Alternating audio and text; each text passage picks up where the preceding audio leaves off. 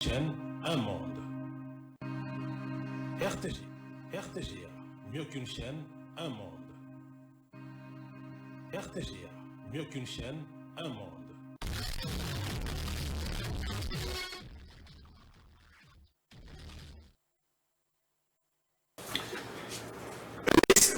Européen est ouvert pratiquement pour retrouver cette culture congolaise qui pourra retrouver sa place d'attente, mesdames et messieurs, ce qui nous ramène à plusieurs productions scéniques prévues en Europe, vous le savez. À toutes et à tous, bonjour, bonsoir, c'est Célon, et merci encore une fois de nous faire confiance à travers cette émission Succès de Stars, une émission socio-culturelle pour votre plaisir.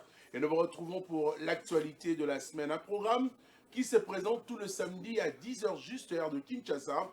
Vous êtes nombreux à nous suivre partout au monde. Nous vous disons merci encore une fois de rester fidèles et de nous faire confiance. Nous allons vers la fin du mois dédié à la femme. Ce mois pratiquement, vous le savez, est dédié en général au dieu de la guerre, appelé Mars. Mais la femme a également repris avec plaisir grand de notre joie de rappeler que la femme a pris ce mois de mars et c'est un mois dédié à elle car chaque le 8, vous le savez, mars, c'est la journée internationale pratiquement de droits de femmes. On va tout simplement vous rappeler qu'il y a encore plusieurs productions. Je le disais tantôt, Maman Bilabel a livré un concert le 8 mars dernier à Lausanne. Et la dame Marie-Claire Moseka, alias Bilabel, se prépare pratiquement encore pour livrer quelques concerts en Europe, plus précisément à Paris. Et bien sûr, c'est pour bientôt un message et une information livrée par le producteur le plus beau de la diaspora, Jules Sana, que nous saluons et que nous souhaitons également un excellent week-end. On va dire que le 12 avril prochain, on va retrouver Didier Lacoste Mukentunga, Voima Adikeye, avec son groupe au théâtre de gymnase Maribel. C'est pour le 12 avril, retenez cette date, parce que pratiquement, rappelez-vous que Papa Chéri devait livrer un concert au théâtre de gymnase Maribel le 31 décembre de l'année dernière, mais malheureusement, après le coup dur, vous savez, Papa Chéri qui a perdu en ce moment-là Séguin Mignon en Maniata, il fallait également attendre et patienter, mais pour l'instant, c'est Didier Lacoste qui sera avec son groupe le 12 avril prochain. Et pour retrouver, mesdames et messieurs, le 24 mai, Héritier Watanabe, l'ex-palais des sports devenu aujourd'hui, vous le savez, de Paris, Dôme de Paris, pourra accueillir le monde le 24 mai prochain, mesdames et messieurs, pour vibrer au rythme d'Héritier Watanabe, Bonongo Kabeya, qui sera avec son groupe La Team Wata le 24 mai à Dôme de Paris, ex-palais des sports. Retrouvez une ambiance folle avec de la bonne musique du Chemin de la Gloire, son album, son tout dernier album. Et aussi, nous vous demandons d'acheter les billets également pour assister à ces concerts. Nous allions également penser au mois de juin, le mois de l'art d'Orphée, donc le mois de la musique, pour retrouver le 7 juin. Vous le savez que le 7 juin, mesdames et messieurs, Ferrigo la chair de poule, le padre, sera ING Arena à Bruxelles, bien sûr, avec son groupe La Jet Set, pour agrémenter le 7 juin, pour vous donner encore le couleur de la bonne musique de l'album Dynasty et de la belle voix de l'artiste musicien Le Padre, Ferrigo la chair de poule avec la Jet Set et son groupe, bien sûr. Et vous pourrez également, à travers cette émission, avoir toutes les précisions, mais acheter déjà les billets pour assister à ces concerts du 7 juin. Nous avons également assisté pour annoncer la date encore du 7 juin d'un artiste musicien congolais encore. Nous avons assisté à la conférence de presse. Mesdames et messieurs, cette conférence de presse organisée le mardi dernier au village Chentemba, une conférence qui nous annonce le concert de Robinho Mundibou. Robinho Mundibou qui sera donc le 7 juin également prochain. Lui, c'est au théâtre de gymnase Maribel. Retrouvez Robinho Mundibou et son groupe qui se prépare déjà pour affronter cette date du 7 juin 2025 prochain au théâtre de gymnase Maribel. Mais en ce moment, l'artiste se joue en Europe.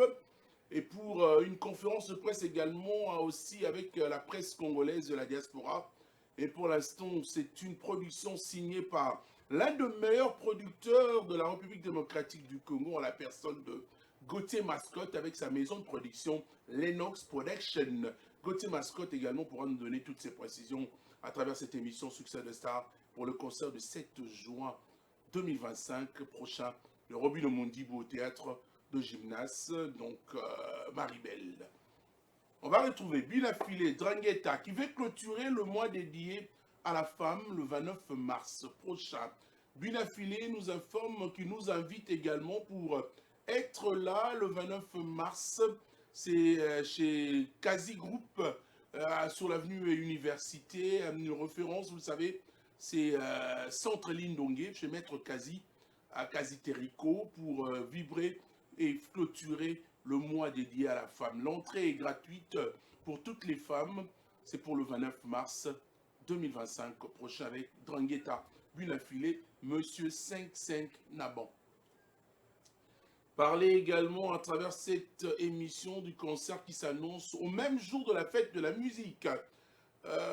Soleil Wanga de Bodina qui sera donc avec son groupe le 21 juin 2025 prochain en Europe, mesdames et messieurs. La salle c'est 13e art, théâtre de l'Italie, donc c'est en France. Retrouvez Soleil Wanga et pour pratiquement vibrer au rythme de goût de très belles chansons de l'artiste Soleil Wanga, c'est en Europe également. Le système est devenu Tchadat, Badat Termoignon Sekomikobima. Merci à vous de rester fidèles sur nos antennes. Bienvenue si vous nous rejoignez à l'instant. Nous émettons depuis Kinshasa, capitale de la République démocratique du Congo, à tous les téléspectateurs branchés à l'instant sur nos antennes qui aimaient bien sûr Succès de Star. Nous vous remercions de votre fidélité qui nous rejoue. Je suis Tony Koko Kuntwala. Fiestambour réalise cette émission et en compagnie de Maître Lévin Katumba, Maître Zoza. On va tout simplement commencer à faire plaisir puisque vous savez que Papa Lutumba Cimarron de Manueno est né un certain 19 mars. Et alors il faut rappeler d'une certaine année, il faut rappeler que c'est le même mois qu'a vu Papa Lutumba nous quitter, puisqu'il est au-delà, il est décédé au mois de mars, toujours le 30 mars, mais né le 19 mars d'une certaine année. Alors il faut rappeler que ce monsieur était un grand poète, auteur, compositeur, accompagnateur, guitariste, si vous voulez bien. Et il a composé plusieurs chansons interprétées par plusieurs artistes. Nous allons tout simplement lier l'acte à la parole à ce mois de dédié à la femme. Vous proposez la voix féminine qui pourra accompagner l'une des chansons écrites par Papa Lutumba Simaro. Pour commencer cette émission, la chanson Senalembi, on retrouve en étroite collaboration Pépé Calais en Pagna, paix à son âme, et Maman Bilabel sur nos antennes. C'est une chanson de Papa Lutumba pour vous rappeler qu'il est né le 19 mars, décédé le 30 mars. Mais nous pouvons tout simplement rendre un vibrant hommage à Dieu et rendre un vibrant hommage également à Papa Lutumba, puisque Dieu a donné, il avait repris, il restera la légende de la musique congolaise et qui écrivait des très belles chansons. En écoutant quand même cette chanson qui pourra vous faire plaisir ce matin. Merci à vous de rester fidèles sur les antennes de la radio-télé du groupe L'Avenir.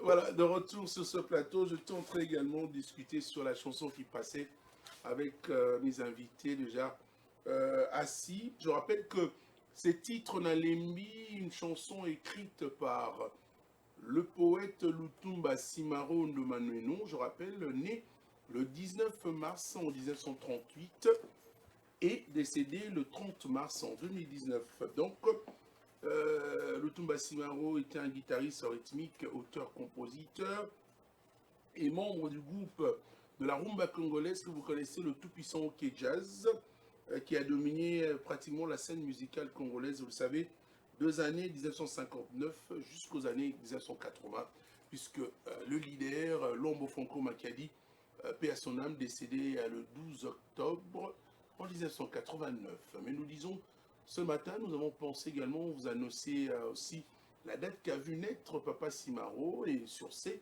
proposer une chanson où on retrouve une voix féminine, puisque le mois, c'est le mois dédié à la femme. Bienvenue, si vous nous rejoignez, merci de faire route ensemble à travers cette émission Succès de Star qui commence pratiquement en retrouvant après belle lurette Monsieur Level Up, l'homme de l'art d'Orphée. Pratiquement, c'est à la musique. Hein. Professeur Tournesol, bonjour, bienvenue à toi. Ouais, bonjour Tony Coco. Donc, salut à tout le monde qui me connaissent de loin ou de près. C'est bien moi, votre humble serviteur, le professeur Tournesol, le Big Pro, le Big Manager. Donc, Massolonio Elibiso après quelques jours d'absence. Oui, tout à fait. Malgré tout, ça fait un bail. Donc, je suis de retour. Information est longue pour informer les fanatiques de la bonne musique. Donc, pour notre album Au Manda Chante, à bientôt, ils sont dans les bacs. Donc, on a titré à confirmation. J'ai déjà 3 rumba aux plateforme et à téléchargement. Donc, bateau nous balinga comme Manda Chante à la voix la plus aiguë de la avec musique. Une belle voix. Donc, déjà là, un sapeur qui ne crie jamais ouais, aussi. Tout à fait. À Tchara Makiele militaire, là, toujours là, elle a toujours bien appuyé.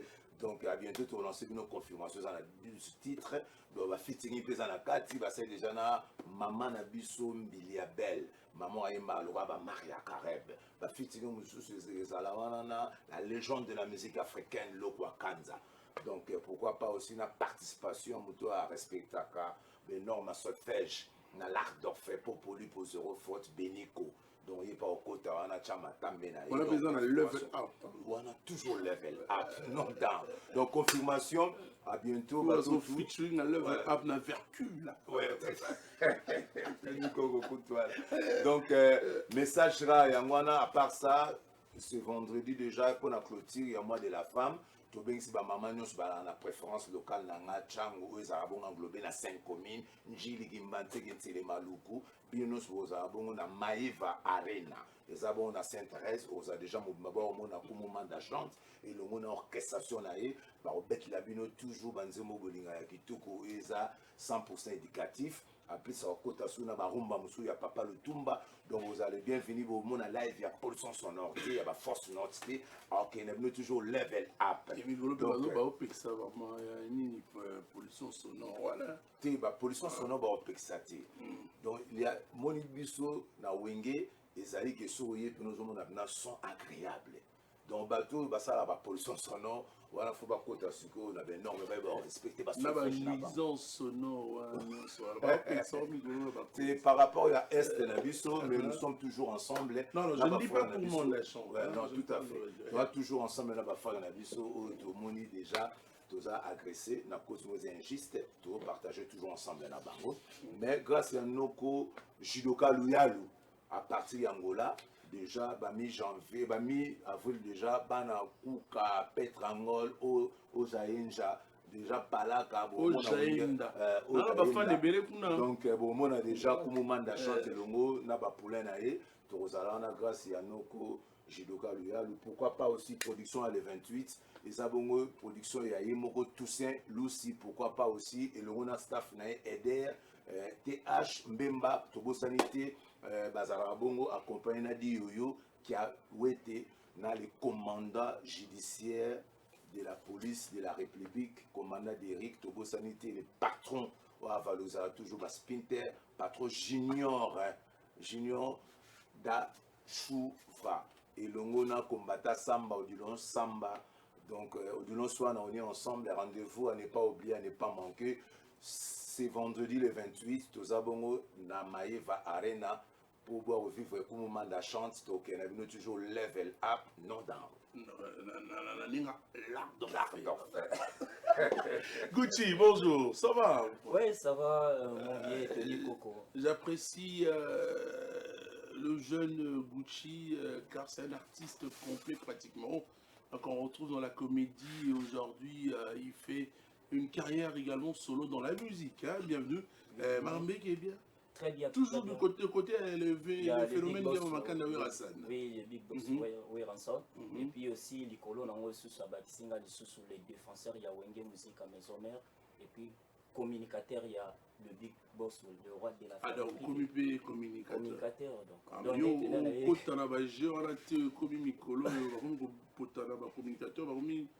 La maison mère, non, ngai naza na département nanga o eza vraiment maître ninja sikatenda je sali là où passe azali nga département nanga ezaka juste naza ka défenseur ya Weranson. Alors c'est privé. Parler sur Weranson et puis défendre sur Weranson. Alors quel beau vent t'amène aujourd'hui? Oui, voilà, le gouvernement Meminga Bosso, comme on dit défenseur Yahweh Ranson a bini déjà, donc ça veut dire qu'il y a un événement, Isali. Donc le big boss, le roi de la forêt, a Tindinga vraiment à remercier les fanatiques na ye oyo balingaka ye oyo bayaki koyamba ye na aéroport Yanjili alobi vraiment na pesa bino merci parce que abengisaki bato te mais aye ko se retrouver kaka ntango abimi libanda mbala moko amoni population oyo eyaki wana en tout cas apesi bino vraiment merci et aussi apesi lisusu merci na ba le communicateur na ye oyo baza kosala mosala malamu na internet donc alobi vraiment napesa bino baremerciement vraiment parce que bosoutenaki ye bolandaki ye ntina barena na ye ndenge abetaki elekaki tellement bien et puis pour na kokende vraiment plus mingi vraiment na baprogramme oyo eyelisinga vraiment awa le big boss alobi ke mpona kosignaler vraiment surtout na bamélomane oyo balingaka ye toza na baprogramme na biso ya barépétition ezongi comme il faut ndenge tozalaka na kipwanza bricliche donc na kasavubu donc tozongeli mardi ndenge ezalaka kulisi tozongeli mercredi et jeudi ndenge ezalaka concert populaire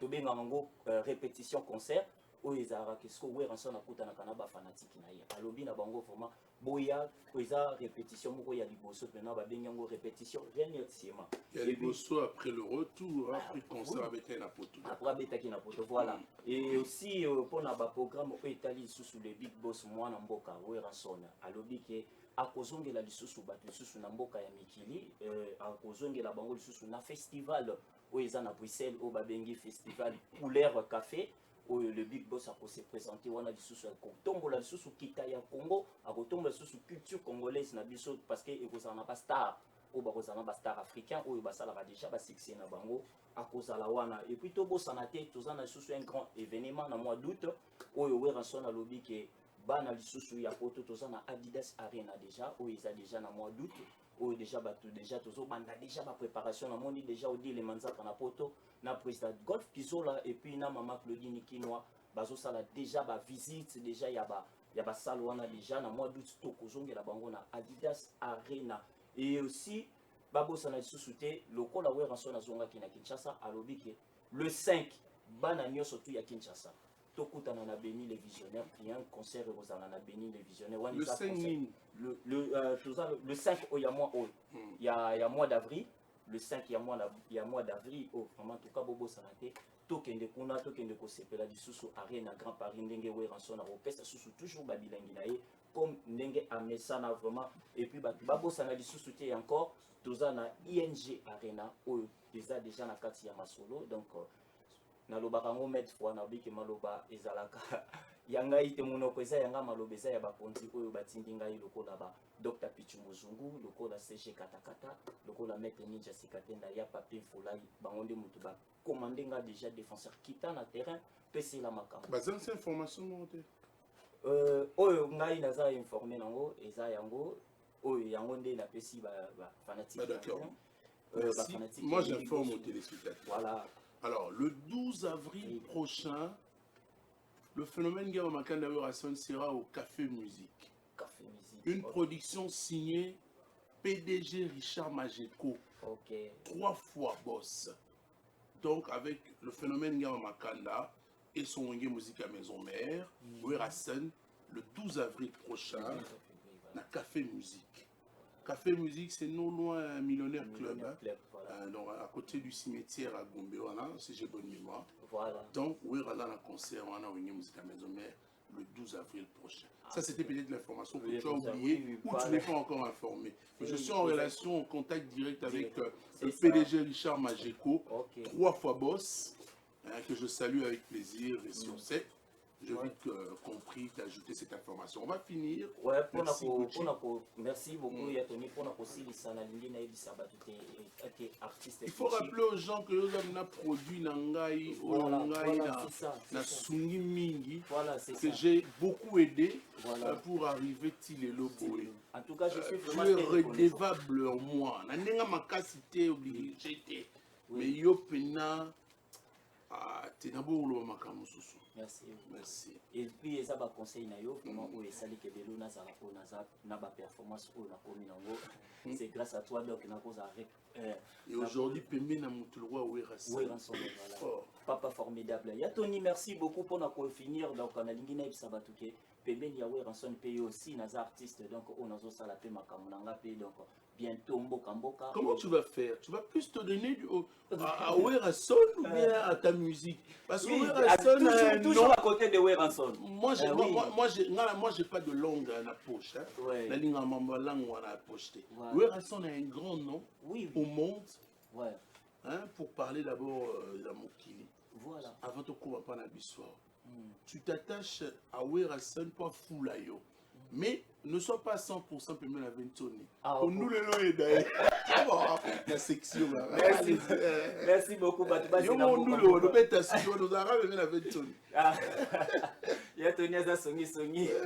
Merci beaucoup, Yatoni, pour l'opportunité. Merci vraiment, en tout cas. Allez-y.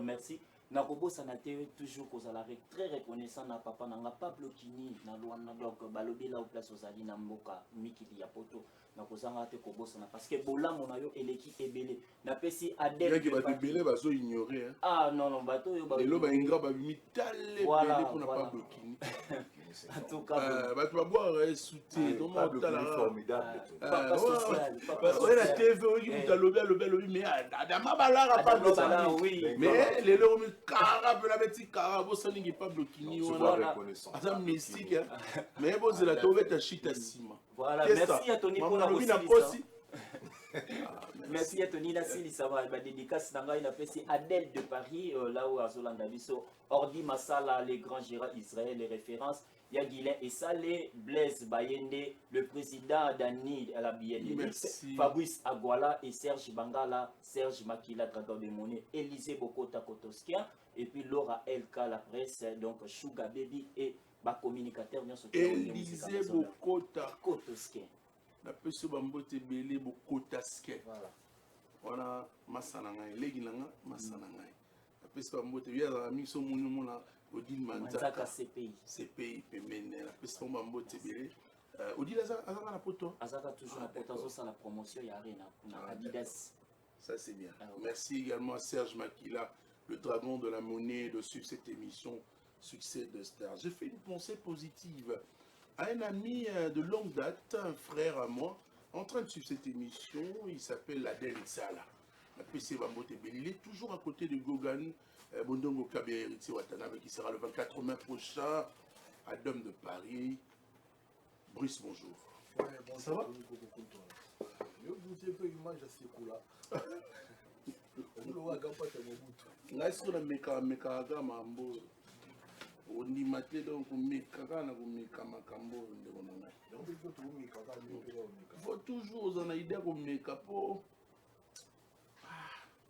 meka kaka le simba mon frère nenga bien tu nous na vie ba sala makambo maman ba komaka benani si Nzambe azali voilà merci Brice allez informations années ça va oui ça va bien mais vercule les autres sous non jamais au moins la place na komi na roya au moins une mission na so raté ngo donc ça va bien par rapport à l'embouteillage mais vercule toujours à forme et vous appelez aussi ça pour la nuit jamais biso pas na gogan to déparaté to ça bien donc vous souvenez bien oui actualité à Gogan ouais Tony merci pour l'opportunité et on a profité de faire ça patron on a hérité Watana de Gogan on a été monsieur le chanteur 32 degrés il va dans la mission depuis Colosie et dans la mission donc la PC ah ça toujours là-bas Ayaki Ayaki le mardi à Ayaki à région de ton arrêt parce que tu répétais qu'il y a une police pas naïe mardi mercredi et jeudi l'obliga à amener sous Bakita qui pour Colosie parce que pour attendre Akendaki Akende pour la mission privée après et motiver production les mois préférés qu'à préparer l'équipe hier en matin. Il faut rappeler que Lualaba, mesdames et messieurs, c'est une province forte qui est pratiquement dirigée par une dame. En ce mois de mars, nous profitons de l'occasion pour souhaiter une excellente fin de ce mois dédié à vous, Maman Fifi Masuka Saini, la gouverneure de la province du Lualaba. Et aussi, nous pensons à Maman Yvette Angou Simontoire, excellentes conditions télévisuelles à vous. Quand on dit loi là-bas, retenez la bande de sur loi là-bas. Il y a la loi là-bas. Loi là-bas, il y a la loi là-bas. Maman Fifi Masuka Saini. Bonjour ou bonsoir à vous, c'est Célon. Oui, Brice. Ouais, donc la PCP m'a monté dans la ville, on va pas tout le mieux pour voir l'image. On a mon niveau Massama, Rachidi Makashi, Bana Maloueka, tout donc, mes condoléances, la vie, mes condoléances, la famille Pamara, les to père d'ailleurs frère, notre Freddy Pamara, les autres qui ont enlevé mon frère, les autres on a vu qui est condamné. Donc, maître Pamara, courage, les amis des millionnaires. Donc, nous avons dans la vie, nous avons présent chez les mêlés, Bado Camilo, Bayalik Menga, Bavini qui sont, donc, courage et venir. Ouais, Tony Koko, on a dit papa lumière, nous autres bengi papa lumière parce qu'il y a peine la lumière, il y a ma cambo, ils ont mon ami, on m'a dit ça Nicolo, tu dis qu'il a besoin de côte à trop en babato, bateau tout à l'eau piqué bichot, tu comprends maintenant que fromage na bichot et voyez en quoi il y a pas mal. Il faut un focus. Tu dis qu'il plus na maram na bichot pour le kaka maram na bichot pour lumière tout ça on essaie de mater tout qui paie maram babato. Donc, dans le Bumbashi, il y a des gens qui grâce déjà Bisso et Tombara. La plupart, il y a des albums dans ce temps. Donc, tous les 3 albums dans le ce album il a marché et tombé dans le mois de mars, tout dans la content le Bumbashi. Là, Batou Oyo, Tobete, il y a trop de concerts à moi de la femme. Donc, il y a aussi grâce à moi, bien que tout est tombé vraiment le 8 mars, il y a dans la loge dans la Colosie, dans l'espace de la Colosie, dans l'espace poivre noir, l'espace poivre noir la Colosie, donc à 16h30, on a déjà ma fiche. À quel est le groupe? Groupe mobile, mardi à Zonga qui a coûté son arrêt panaïe, donc répété le mardi, mercredi et jeudi à Salari sélection, il y a un bateau faut à Kindina, on a délégation de fois qui est là, on a préféré qu'il y ait la sable tout pour la communication. Donc, on a pu se monter dans la Paulette, mon frère, mon Francis Diba, il y a côté dans le musique, dans la vie, donc Bambota, il y a ça à communiquer dans les côtés. Donc, Bana Lubumbashi, Bana Poésie. Nous avons un lobby, nous avons un poivre noir à partir de 16h30 sous le management de Sarkozy Papa Fololo. Donc, il y a des bélés, il y a une vérité, il y a une chemin de la gloire. Parce que chemin de la gloire, il y a une belle mélodie. Parce qu'il y a une raté, ceux qui marquent vraiment du dégât. Ceux qui me disent, bon, tu as eu que ça en vacances. Il y a des titres en vacances. Il y a Yannick Nzonde. Il y a moi, le fanatique. Michael Simba, je sais que nous n'en parlons même pas. Donc, maman, la Simba. Donc, les lots, on préféré. On frapper fort la bafle. Et tu vas vivre au moment de Big Bola, Papi la Bila. Et les bas, Spiritas, tout le monde, nous n'avons pas consommé le titre. Il y a dans le clip, nous avons topé si Asika. Parce que vous savez qu'il était au Tanabe, la chemin de la gloire de Michel, le clip. Le clip, il y a des big bolas, on a beau consommer, beau tindika, et matal. Donc, maman a dit qu'on a vu ce tonico le 24 mai. Donc, nous sommes dans la grâce, jour où on a fait billetterie, tu bandaki, tu promettais que ma femme n'a dit que moi, la péka, tu fongo la. Il faut stimuler ma femme, ma soumba, billet doté comme déjà na flash, ma spiritas tout, ma mélomane, toi bonne musique, toi qui est de somba, billet, mi connais ça, opération, somba bien, na otinde l'émission vidéo, tu retiens la page à spiritas. Donc, si on a un vrai fan héritier, somba bien, pourquoi pas ressemble à ma poche, pourquoi pas ressemble à ma fan à l'orchestre, Moussougoyana, on se fanatique héritier, on a un dollar et mille euros, parce que là, tu as la pire, la pire, fanatique artiste tel, mais la pire, tu as la bonne musique. Donc, tu as vers biso, parce que tu le chanteur habite tout. Tony Koyemba sérieuse, mais bien la Maroyemba, mais tout le monde ça va push même la maison mère radical ça même banda carrière solo non radical ça côté pas animation, bon on a ambulance charge en beau comme ça on charge Afrique centrale, on a ma beaucoup en animation, on va voyager partout dans mon contemporain Nicolo très très puissant dans la chaleur à danger. Tu as la masse à la gradée, la zala, tu as un animateur, chanteur. Tu as un merci, Bruce. Tu as végétal, tu découvrir calamité. Donc le 24 mai, rendez-vous dans le bichon parce que la tournée, tu as tourné, tout ça, non soldat, tu as reste à Bada. Merci, Bruce. Donc il y a un essentiel à programme. On a fait mon père, papa Victor Kouzaboulou, maman Lolo. Depuis quelque part, on a fait Bambote. Patrick Ebobin, le grand homme d'affaires, PDG à Piment Mikoubi, Kotoza Bambote trop, Bambote. Edouard Gora Gogan, Bazo Toubatiki Lango et José Makese, Yaja Mukoko Kotoza Bambote trop, on a fait Bambote la Serge Makila, Talabiso, Océan Diallo, on a fait son bote. Donc le boss, c'est Océan Diallo. Bosso na Maï, na Simane Maï. Kotoza, on a fait Bambote. Océan Diallo, on a les cordons. président là c'est les amis des pauvres la musique wa talanga na omi nzenga de quoi Sephora nzenga na Saint-Clair Bikila donc bah mbote na bino. Merci. Sap. Ça va? Ton verset nini toujours bon. Bah verset c'est belé parce que tout ça la chanson est belé. Il y a un moment un mot bah toi déclaré na Paris. Na France va déclarer Paris, France va déclarer kende ni tango de kapa Tony Koko. Kabanzemo mais mon pour mettre la biso biloko na biso pe ya ba retira da ba biloko mo boy. Ah oui, na son ça rappelle bango donc nous sommes d'abord à la phase promotionnelle. Toujours on a le bagador. Na tango tato on attend la promotion album au chemin de la gloire et bendi ba production belle. Danger. Ça na kata pyramide. Toujours. To lo bayi na bango maloba wana lo bi boy mais c'est ça bien pour la promotion. Donc to senga parce que na ta promotion album au zo le sabiso. Bilio balambi lelo la bilio balambi lobi doki. Tu vois ça la kama bongo.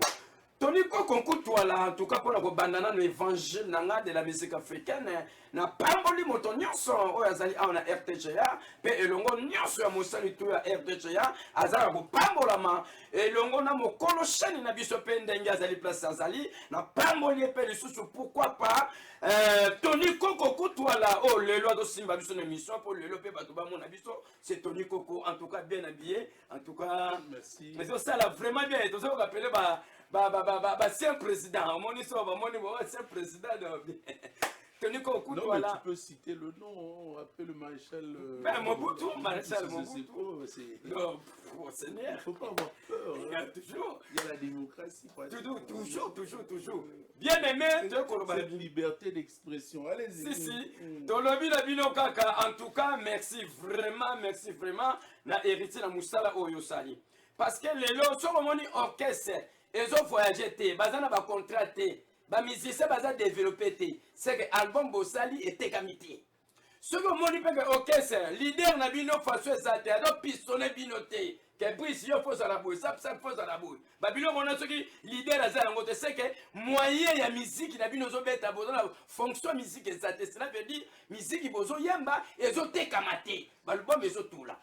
Parce que tout le monde lelo mingi basangana mukili mobimba po ba combattre mutu moko mais mutu moko maza pene ya nzambe de héritier pour la musique en tout cas boza déjà kokoya na mai boza sur le loba kolobate na lobaki na bino lisusu na sengela bino pardon héritier na bi patron limbisa bangata na ba concert ba VIP héritier loba ko limbisa bino te na bi patron ata concert ya basali ya minene po moni que le 24 mai biso toza na salle musu na poto tozo que no beta donc ça nous on a yaya pour mettre yango da sano ba modifier yango et ça sali oyo producteur atali na temps lelo na vie de kit ça na mboko na biso Congo na Afrique nani aza na succès ya makasi producteur atali héritier yango mon héritier ako produit ça wana to inaugure ngo to beta mobangi na concert yaya na expliquer bino lisusu likamna ina lo balabino ite na biso za mingi believe toka etenia évangile d'héritier Watanabe Boss Live. Tokotanga na livre ya héritier Watanabe chapitre na biso chemin de la gloire verset na biso ezali DL kasi ndeko na molinga mi na nzembo ya DL soki oyoki maloba o héritier lo ayembi na DL ndeko kosala nga pasi kisongi na yo nde ekosila toka maloba héritier ayembaki bolandaka biso te obokipaka biso te ata toswani tobundi tongo ekotana te po tobongisa na malembe boso. Amour na biso elengi bolingo na biso elengi amour na biso gu neteke kwa fikine na mbonda na yeo mbonda ata paseleki jama sundola yango jama bwakisa yango toujours fidèle kaka mbonda lokolenge mbonda bien aimé ndeko molinga mi tala babitumba ya batuta musu ya mwasi na mobali bokotaka yango te okomona mwasi na mobali baswani babundi yo voisin oyo kotia songisongi eza mabe okomona yo tie songisongi me lobi na tongo etali te bato wana babongisi epuis héritier alobi na biso lisusu bolingo na biso ezala lokola ekeko afrikine ndeko molinga mi soki bolingo na ngai na yo eza lokola ekeko afrikine ekowumela lokola bolingo atete ndai na mama Rachel Futa. En tout cas, pour la Kosala, merci vraiment. En tout cas, pour la Kosala, ingraté, na pamboli tetendai maboko banque, na pamboli pe mama Rachel Futa, na pamboli pe les fils Tcheko, le batali Kamumoko, le batali Lobamoko, na pamboli junior Kwata Maja Place Azali, na pamboli pe mpe lisusu Issa Fofana Aladi Fofana na pamboli mpe lisusu bana ya Kimbangu 3 bana Luanza wana na pamboli bino na yebike bolandaka sapu 3 bozotinda maloba me maloba na bino komi na pamboli ba misise na biso album ba misise na biso ezako pambolama embusu bina file Fils Djeko, depuis Sapsapa, on a bois on a nos solos là, c'est Pélissa et ça la bien. Merci à vous de rester fidèles. Il faut dire que depuis les États-Unis d'Amérique, il est en train de suivre cette émission. C'est l'une de ses émissions préférées. Lui, c'est Bruno Lubika. On l'appelle le bon à soin et à propre. Soit bon, on a un problème. Puis on peut se montant, il a de montant exactement au soleil. Au lien bien, il y a soin, il y a problème. Ça t'es quand même. Bonjour mon frère. Ouais, Tony Coco voilà. Vraiment, là, on avait l'élément dans l'association parce que désormais, déjà, association des communicateurs culturels congolais, déjà en marche. Donc, nous avons Brice. Bazana Kati, Sab, donc Tournesol, Gucci, faut nous déjà s'inscrire parce qu'aujourd'hui, nous avons une réunion à 15h30, na Inter Matongé, na victoire, qu'on a décidé de recevoir là, évolution, nous sommes à Bisso, Ndenge, Zarokenda, puis bande de réunion sur le communicateur, nous sommes à Makassi, quoi. Donc, nous avons un élément, je suis fier d'être avec mes frères, quoi. En tout cas, Tony Coco là, aujourd'hui, c'est l'anniversaire de ton frère, donc Gaël Moulongo, donc le notable. Okay. Alors, Bissot, l'équipe. Et puis, frère, Bossaï, moi, une soirée à 7e édition, voilà. Gaël Moulongo. Alors, Bissot, l'équipe a Tony Coco, au Pessabna, et puis, les anniversaires, quoi. Donc, Giga, l'inspecteur, on a un collègue dans Sokoda, parce que moi, je travaille dans Sokoda, par Blaise Boula, l'ingénieur, quoi. Et puis, DT Manuel Batounioso. Et puis le DG Michel Agou. En tout cas, Tony Coco là, nous avons approché déjà vers fin d'habitude à vote. Il y a 9e édition, il y a Culture Award, DRC Awards, trophée de la méritocratie. Donc, vote est très bien. Population et monde entier mobimba. Lobby c'est pour la première fois banda Congo Zala Congo qui m'a ramené au monde à l'œil ni comme ça. Donc, tricherie n'a pas vote. Ils ont été dans le coup là, pesanga 1000 francs, 2000 francs, ou bimsanga meilleur qui gagne 3000, 1000 euros, 4000 yango, non. Au maître faka pentacle, avec non, ngana ndimi charge, yamarambu ebele, pour être culture award et kenda kitoko quoi. Donc, population yamboka nangai Congo démocratique, le choix est clair déjà. Donc, culture award et ali trophée à peuple, Maramaroko ça, ils ont suscité, ils ont toujours dans le smartphone à biso. Donc c'est simple, c'est le vote le plus fiable au monde. C'est-à-dire, si vous avez un smartphone, on a parlé, aux Zuyango, simple. Au Komelingaï, na WhatsApp, na 00243, il y a Ouli Moucheni, le patron éternel. Bon, week-end a parlé. 09 90 699 842. 09 90 699 842. Au Komiga, je vais voter, soit bonjour, je vais voter. Je vais t'envoyer le lien. Le lien est directement Eroya automatique. Et vous comme là ici Gozali, yomoko nanda gwesiga oza. Oponi de gwasal musala malam na 2024. Artiste musicien bazali, comédien bazali, cinéaste, opérateur économique culturel, tu as 4 pays bazana Katsuana, la RDC, Congo Brazzaville, l'Angola ainsi que l'Afrique du Sud. Bande connaît tout wana baroya, bangonio surtout le 25 mai à wana Congo démocratique. Baya reçoit trophée na bango trophée avant reçoit mo sengeli population à voter. Soko keina chaîne abiso à télévision sika ba bazar voter na les amis de la culture awards TV au monde a commis plus de 10 cas déjà il y a ba abonnés et puis bande ko bazar voter au jour bazar pour voter wana. Donc peuple congolais va voter ebele ba maire na bino année 2024 na numéro on appelle ici 09 90 699 842 au rejoint et puis lien Kolandayo au voter. Le 31 mars, tu as arrêté ma vote et puis le 25 mai, nous remettre le trophée na bande réunion sur Trozana Bombe na Kalina et si Kamogo VIP. Je salue Jean-Gérard Isaac donc Kalonji et à nous toujours quoi. Donc merci na cadre et puis bande réunion sur route de partout. Mois d'avril déjà besoin invitation après déploiement na biso Torosala quoi. Voilà l'information on a qui nango lelo pour livrer population Il y a congolaise. tout aux sommes parce que la réalisation sera encore tenue par un maestro. Le bleu. Le bleu Sky, le bleu. Voilà. C'est mon frère, mon Voilà. cousin.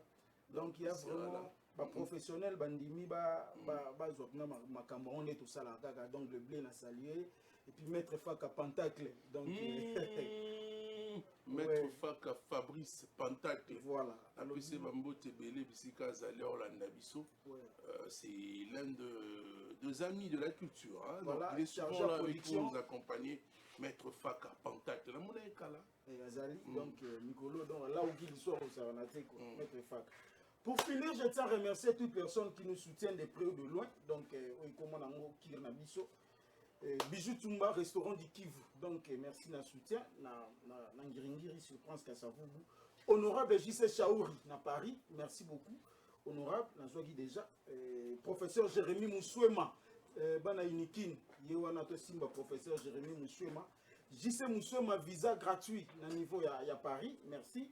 Les DG les plus crédibles de l'Afrique centrale, les DG Serge C. Sundanda, les mémoires d'un éléphant. Très fort. Nono était au noble, la noblesse laissant, Bandalungwa.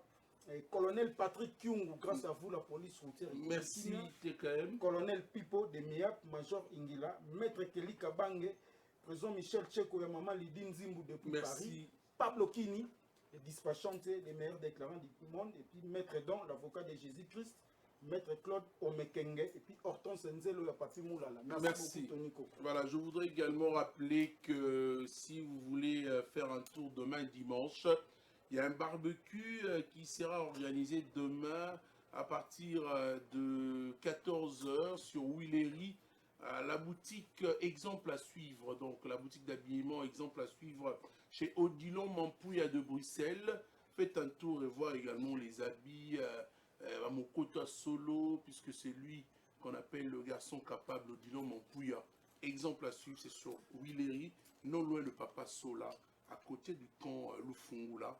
Faites un tour demain, il y a un barbecue demain avec exemple à suivre Odilon Mampouya de Bruxelles. En parlant de Bruxelles, on va prendre l'avion rapidement pour atteindre les États-Unis d'Amérique, USA, et plus précisément à l'État de Texas, dans la ville de Dallas. On va retrouver également les informations d'un artiste musicien qui évolue bien. Lui, c'est de cartes Conga. Donc, c'est-à-dire, pour ne pas dire des cartes, hein. René Descartes, il y a René Descartes, hein, le philosophe. Alors, mais il faudrait plus dire aux gens qu'il y a le single Copilote qui est sur le marché, qui marche bien. Un très bon son déjà. Actualité zanene.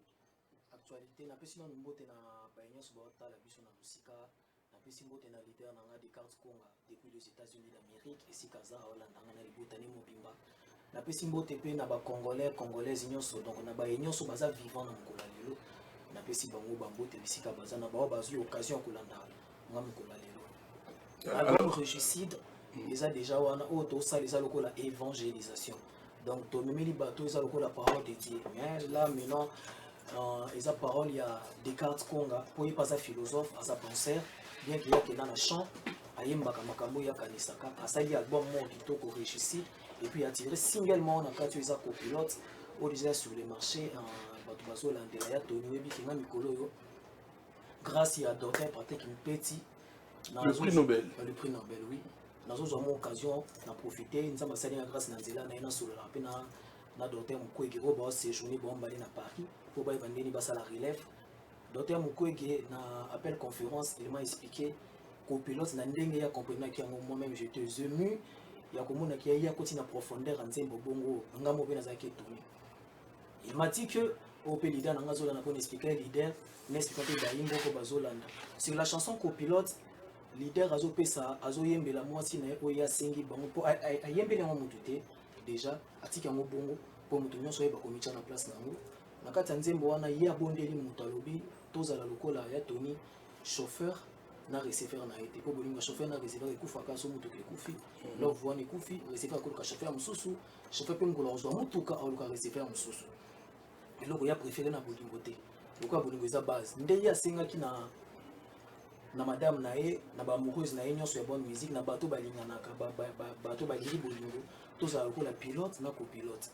Donc avant to entamer chemin oyo ya love tozwa prendre des risques na biso dès l'instant où tozwi prendre des risques s'il arrivait que na vol wana biso mbale tokomi sinzambe et s'il arrivait que tokoma te là dommage parce que biso mbale moto survivre ça te. Donc ya sengi moi si bongo donc tozwa risque wana tozwi prendre des risques aux love on dit vivre nanga pe na dimi na vivre na yo et ça risque tozwi mais tozala chauffeur na laisser faire. J'ai eu le temps d'auditionner la chanson, malheureusement il est aux États-Unis, il n'est pas ici. Mais j'aimerais quand même également recevoir le CG Yves Katanabo. Oui. On va essayer de décortiquer selon nous, avant l'artiste, parce que bientôt j'aurai une interview, une entrevue avec l'artiste lui-même. Et on aura le temps également encore de parler de copilote. Nous vous expliquer quand ça y aura une comprendre un peu mais on aura le temps. Il y a quoi expliquer à moi. De toute façon, vous mettez en profondeur, moi, il y a un enseigné qui a musique, ou soutenir la musique. Qui est vraiment dans la page Descartes Konga. Descartes quand on orthographe il y a René Descartes DES après comme Descartes Konga ça bobo tout fait sur YouTube et puis sur toutes les plateformes il y a téléchargement et là nous avons découpé sa salutation na ba nyonso balinginga couper ba CV na ngana za awa beaucoup la docteur Patrick Petit je vous demande merci Nanzela copilote dans une grâce à son docteur Mukwege vraiment merci pour ça, merci pour ces services, que Dieu te bénisse. Là je vois Yvonne Miezi, une femme pas comme les autres, donc plus belle que toi c'est la mort. Donc Yvonne Miezi, on appelle Simbote na Tishik Binda, Mini Cooper, facile à garer, Tishik Binda la Mini Cooper, femme facile à garer. Sarah Ilonga depuis la Belgique, et si Koza Bambote Belé Nayo, mon petit que j'aime beaucoup de cœur, Dieu merci Mbanzu, Dekambanzu, Musika Nambinza. Animal savané, voisin dans la rotation de ma campagne, la bénédiction dans les panayo, Bokende, Bolandela, Descartes Konga, Boyo Kanzimbo, copilote, où ils ont vraiment jusqu'à là en promotion, dans la promotion, dans la évangélisation, parce qu'ils ont parole de Dieu, mais dans la forme, message, je me suis souvenu Bokende, qui a beaucoup découvert profondeur spirituelle, il y a un artiste à Yembele. Attention, les gens risquent de confondre s'il est un artiste musicien de la musique mondaine. Oui, il fait la musique mondaine. Mais attention à la communication. C'est pas de l'évangélisation pour que. Donc, oui, bon, un message contre Vandi. D'ailleurs, la vidéo se trouve sur des tailleurs ou bien. On va dire les artistes écouter la musique. Merci. Merci à vous de venir avec plaisir. On va un peu s'élever un peu pour vous dire au revoir. Et on retrouve Fiesta Mou du côté de la régie. C'est lui qui réalise cette émission. Nous pensons à mon frère qui est également un fidèle téléspectateur de cette émission qui s'appelle Semi. Mon frère Semi, merci de suivre cette émission Succès de Star. Et si jamais on a le temps de faire un tour dans le salon de coiffure, il faut mettre à moi tout le monde Gucci dans le salon de coiffure une tendance. Ouais. Une tendance, c'est un état à côté. Il y a Unikin, vous comprenez? Côté Kuna, on vêtement tout, on a côté belle famille. Côté belle famille, on a côté Kuna. Non, comment côté on a un salon. Un salon Android, voilà. Salon Android et pas Credo. On a le vous faites un score à match, c'est un rabitoni. Le cas va te oui. Nini mais ça oui nini score à match à nini c'est vrai gelo mu yebsinga vie ko buka na te match za 1-0 on a vu c'est vrai abi pas tout va matai déjà ba matai match à 1-0 matabuki ngabi nini score mu kebo abi nga te to na deux matchs landana. Donc, mon copain, c'est non. Voilà, après, on va se père, moi, il a lobby. Père, moi, il y a pays, moi, il y a Afrique, au Congo. Papa, n'a pas l'élite. 2-0, vous avez lobby. Rwanda, vous allez pleurer. Naïf, son union sur Rwanda, comment injuste. Le Rwanda va agresser injustement. Voilà. Union sur Rwanda, comment ma bé. Nous comprenons. On va retrouver la régie, je rappelle, sous une pluie battante. Ce serait une pluie de bénédiction ce matin, Fiesta Mou. On retrouve à travers ces titres deux talentueux qui conjuguent leurs talents à travers ces titres Mbosso. Donc on retrouve les artistes, musiciens, animateurs, transfuges du groupe Cher Amaï Sofa Vegas. On retrouve Phrase et Cédric Yamado à travers ces titres. Mais on a vu aussi la présence d'une dame. La dame soliste de Wenge Musique à Maison Mère, Sarah Solo, hein, pour le titre Une nouveauté sur nos antennes. Merci à vous de rester fidèles et en continuant de suivre cette émission Succès de Stars. Là, on me signale encore qu'ils sont nombreux à nous suivre depuis Paris. Nous vous saluons depuis Paris.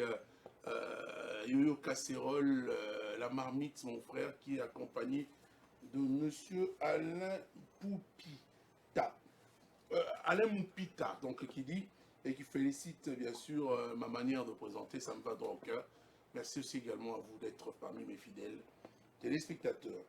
Tadé de Montikile en concert demain dimanche en Angola à Luanda, plus précisément chez Mathieu, ex-Mathieu 77, la référence 66, c'est en Angola. Et le 29, il sera à You Arena chez Lumbila, une production signée Paolo Dos Santos, les guerriers, que je salue également depuis l'Angola. Paolo Dos Santos, les guerriers, merci à vous de rester fidèles sur nos antennes. C'est Empereur, l'artiste musicien du groupe cher à Tadé de Montikile, Pichou Empereur, qui nous envoie ces messages depuis l'Angola.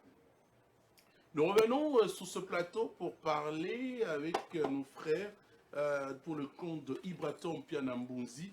Yale, bonjour à vous. Bonjour. Sinon, ça va? Oui, très très calme. Alors, vous ratez un jour, mais je dirais bonjour à l'honorable Christian Piloli.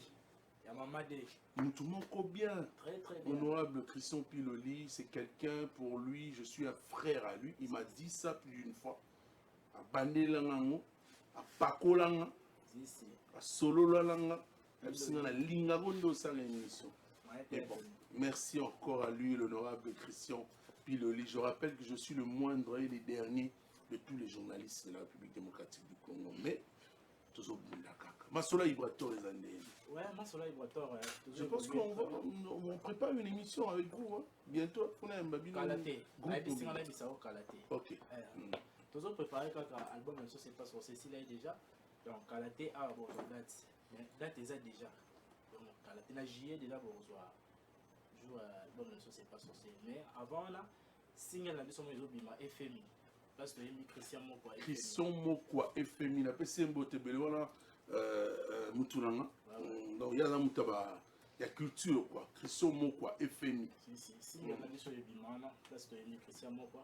L'album déjà pour le Ranzi Moulangai, parce que l'album Moro Guilhem Boluka patron silencieux, Boluka fait Songer, L'album Songer Mingi. Azawa. L'album. L'album. So Ayemba déjà. C'est na Lucas qu'on a eu cahier sur Nzembo na quoi.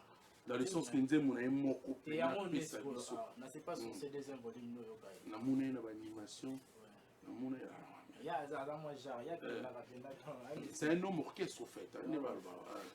Si, donc c'est ça. À part ça, tu vas répéter ça c'est un simple, chaque dimanche tu combien là et puis moi tu es aux Ambrota. Montolier à dollar ici là. Ici là. Combien là chaque dimanche donc l'autre déjà à partir de 17h, boya belé pour savourer la bonne musique donc ça c'est bien. Ah d'accord, c'était ça l'essentiel de l'information. Ouais, information on a petit mabanga. Tu banana mabanga non pour nazwa tort, tous en combien de personnes les je te laisse ces privilèges à nous boire battu nous sur mon papier. Merci à Tony, merci. Na bonne sanité, la peste mote na imoko boss Guilhem Boluka patron silencieux, ya maman Odette Boluka. Merci mon vieux Gianni business, parent filandeux. Merci pour tout. Patrick Manza papa qui artiste, ya Rachel, merci. La bonne sanité maître Pichou Ngosola Milando. Merci pour ton ensemble.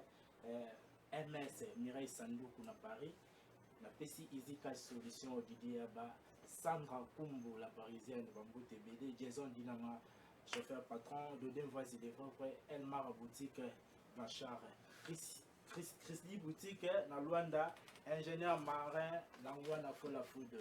Merci. Satisfait? Ouais. Merci. Quand tu parles de Boloua, moi je me rappelle aussi d'un autre boss jeune. Lui s'appelle Hilaire Boloua, que je salue avec plaisir. Après c'est Bambo Tebele, Hilaire Boloua. Merci de suivre cette émission. Songe, ça va? Yo, Olubarou, tu m'invites. Yo, il faut chat. Il faut chat et il faut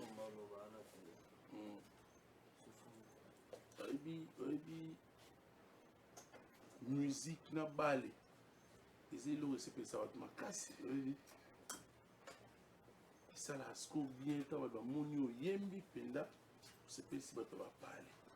Il y a moins de on est frontière, ils ont la guerre, mon il y a Libanais à Moussika. Sur la 4 plateau, dans la boy, guerre, on fait la musique. Je t'invite à quelque chose, mais ça n'a pas ça déjà. Dernièrement, on a une musicien Ouattana, musicien Ferré na plateau. Vous allez qui Bayembaki. C'est ce qui veut dire. Musique n'a pas la guerre, vous en avez entre vous. Il faut que vous sachiez que téléspectateurs ne sont pas yemba comme na bino yango wala. So écoutez na mutu boyo na raté, il faut ça ni yemba. Parce que si je le dis, c'est parce que je sais que il n'y a pas un bon courant entre bino na bande ko Fabregas face à la plateau. Mais ici chez moi, je ne voudrais pas ramener ça ici. Les désordres, les guéguerres, la tractation na bino. Moi, j'ai instauré une rubrique qui est devenue aujourd'hui permanente dans plusieurs émissions, c'est-à-dire featuring wana, étroite collaboration entre vous les musiciens. Les lois monsieur Bélé comme Hollande et l'on il y a un salarié j'ai vu nos musiciens, pas des colibés ça me boit qui là, mais je mérite quand même nous c'est spécialisé les téléspectateurs va la radio na banda, pas ma caméra polémique. Vous me savez au Bozana et ça la bien. C'est ça l'idée. Ici ça va? Ça va être. N'allez là-haut ma belle, au bétara bien. Au bétara bien. Information Maestro Fabregas. Il y a eu encore report, il y a concert, il y a les inséparables. Tant on a annulé Zénith, j'ai eu des larmes aux yeux. C'est des choses qui arrivent. Mais bon, seul lui-même, le maestro de la musique africaine qui pourra nous donner les précisions hein, pour essayer quand même de comprendre quelle est l'actualité que vous m'aimez sur la tombe. Ouais, Tony Coco, un bon dimanche, dans toute boîte à la bisso. Samedi, hein? Ouais, un bon samedi. Un bon samedi, un bon samedi, tellement Tony ça le dimanche. Dans lui-même, le guide suprême et sa génération, mon boss, Maestro Fabregas, Bissi Kazali, on y a eu Paris, on a fait Mboté, puis on a fait téléspectateurs, on se voit à la bisso, ma villageois, on se Mboté, le Washpay du Fabregas. Tout est, information est grave. Junior, ta voix là. Ah, donc information est grave, ils ont été pour tuer caca, pour toujours la chanter, tuer, pour Yemba et puis pour le moment, c'est important. Voilà, c'est ça l'essentiel. Ouais. Vous venez dire ce qui est important en termes de pyramide inversée dans Moussala ou la Tangelili. Effectivement. Et puis, quand ça nous a bien, il y a l'eau au Salaka. Si. Nous avons un moninga azate, nous avons un bunda azate. On a un problème là-bas. C'est ça la musique. Ici, on a dit comment on va ça. Tout ça, non, tout ça. Tout ça non boulot. Ça non plaisir na Sandra Bolondo na Guillaume Menga. Ouais. Ni bata monda munze mona bango. Comme ça. Guillaume Menga tu ma banze mona bango tu tu équipé tout. Comme ça na base la bino ba bata nyonde boye. Oui, et puis tu équipé tout présenter pendant les inséparables moni clip il y a Amour Sacré du Makalate. OK. Ah, j'ai dit d'ailleurs merci à Maestro Fabregas qui m'a immortalisé à travers cette chanson en termes de dédicace hein. Merci beaucoup d'avoir pensé à moi. Salon Android. Je crée de. Ah ouais. Jamais na yo ne makaki. Na isler pour ça la raisonnable. Pour comprendre que la vie humaine ça a vraiment sacré. Ya mwazala ka motema mabe. Wakutana jamais na zele lokola yo aimé. Abija bina ena si ya mo. Ezalaka vraiment basta. Okona nebe mingi te. Moyoka na mpelengi nga nazoyoka te. Mais bosa richesse oyo atapa chokote. Akotia jamais na testament. Akosenga na Nzambe apesa ye la vie éternelle. Po avivaka na ye matin midi soir tous les jours aliaka même là. Watongo nani akolinga kozwela Atabwa Salomo Yojali Bolingo Nagaye Nakoki Kokabola Yojame Nabalinga Momona Kokiopesa Kasi papa na Lulu Kikela na Benedict Kikela jamais Mobali Motema Lulu Kikela na boss Yatuli Kumwana Moni Bena Bafana Biso Lulu Kikela patron Para Yena Bena na polisi Ok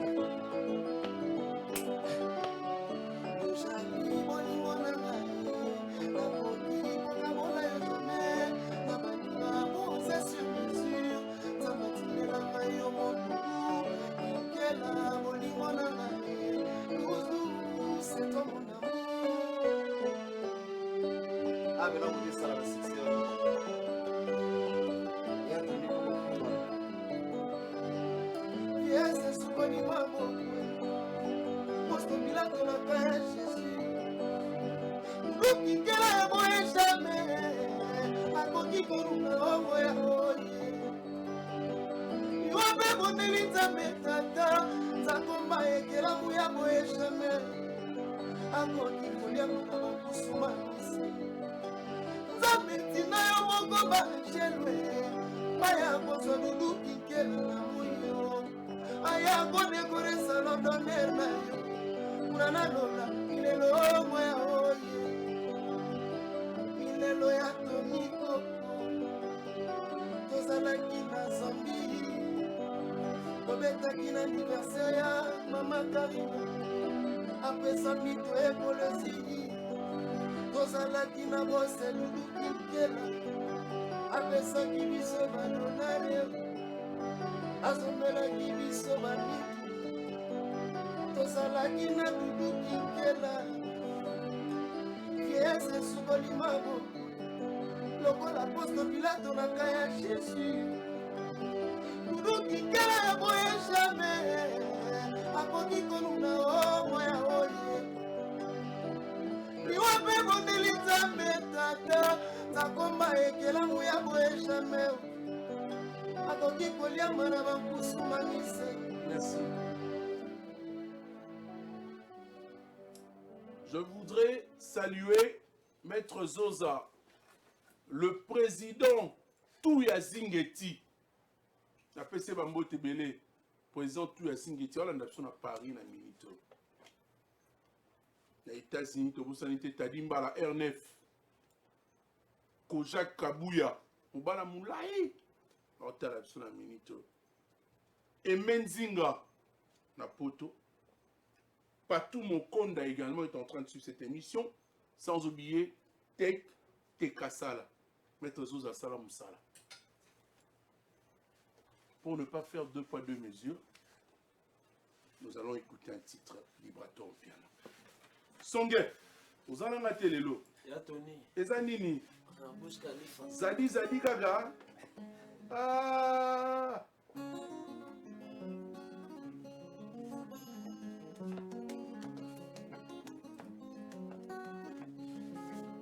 Mima, mima, mima. Mima, mima, mima. Mima, mima, mima. Mima, mima, mima. Esika bolingo eza divorce eza pembeni esika verite ezali lokuta eza pembeni mwana malade esimbaka ya bomoi te baloba lisusu bolamu ebolaka te kasi yango ebolie nasala tro mpona sheri oyo bolamu ake kofuta epai ya mbala na ngai olingo neno komela echange nzela Mima, mima, mima, mima, mima, mima, c'est du kabakali de puta mamo. Esika bolingo divorce eza pembeni, esika verite ezali, lokuta eza pembeni. Mwana malade esimbaka bomoi te, baloba lisusu bolamu ebolaka te, kasi yango ebolie. Nasala tro mpona sheri oyo bolamu ake kofuta epai ya mbanda na ngai olingo nani okomela echange nzela mima mima mima mima pesa lobi nazokufa sparetikala mpona yokode yakobulverse badone mibikame comme un caresse iwe kochange destination kongo asengi eda mérite nga nasengi ede na bolingo osekure nazokufa maître kosi iba mécanicien mbongo tikela ya salopet na clé douce yango nekisaka ya mbongo outillage kanga na basirkuit nyonso tika bolingo nanga na service yango nesibwisa damu na jardin la tenue va bien osapevela alliance teo kasi motema ndekanda bolingo adolphe yolatizinga ya wolongwentikwe kasi motema nangezanga ta pusera ta presse nazolesa bolingo biloko vitamine yakokamwa susine eza koplosirgode wetwe. Merci. Équitablement, fallait le faire ainsi, n'est-ce pas, Francis? On a écouté une chanson, s'il te plaît.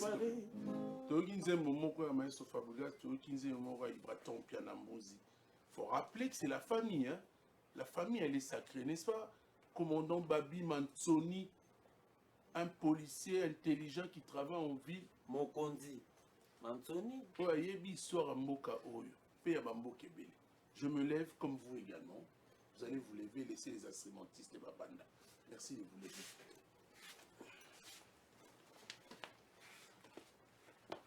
En principe, vous n'avez aucun problème, n'est-ce pas? Vous voyez bien qu'il va chanter. Pour ça, qu'il y a plaisir dans votre bordage, on a parlé. Pas de polémique. Pas de polémique. Oui. Mais en même temps, tant que tu es il est important la musique et ça respect. Le moment casse. Et là, c'est important la musique et ça respect. Respect fait dans la mutuelle. Moi, il est un aboué. Dans mon parcours vraiment la musique. Dans le sens que, par exemple, dans un collègue métier patron là-bas, dans un orchestre. Attends, le terme collègue. Attends. Il faut chercher Nini Moussoussou. Collègue, c'est comment? Je veux te dire que Francis, là, qui est en train de filmer, c'est un collègue. Ok? Yonaïe, on va collègue. C'est-à-dire parce que vous faites de la même Nini. Comment? Métier? Non, s'il faut parler de métier, le même métier. Ouais. Là, vous faites le même, n'est-ce pas, commandant Babi? Donc, vous êtes des collègues avec tout le monde parce que vous, c'est l'eau. Mais n'allons pas sur ces dires. Allons-y sur la musique maintenant. Dans sens. Si on est des...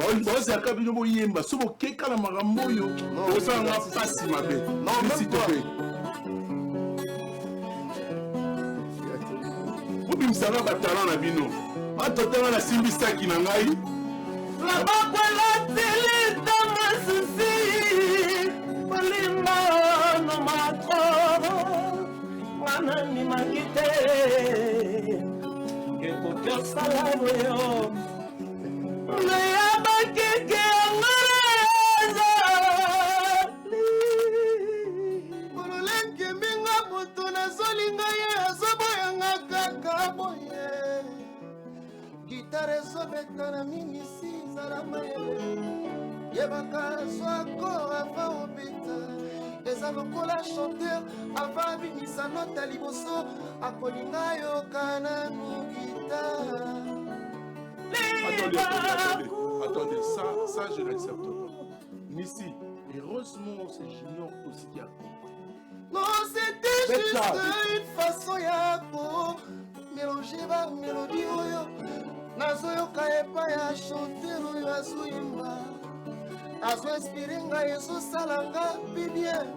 Pour tous ça va chanteur, il faut toyembaka bien. Nali bakoyo na beti na motema na yo nani makite mon amour yokokyo kende no avant Bisenga na Paris.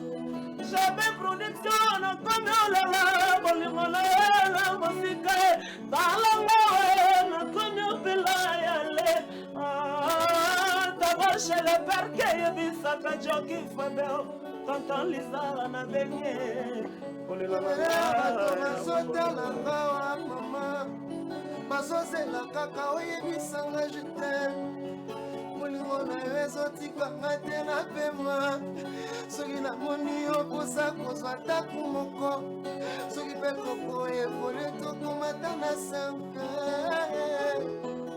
jina pembe fe yoka jino mokondo yemba eza miziki oyo esalaka biso babien moninga yemba toyemba na biso memanonga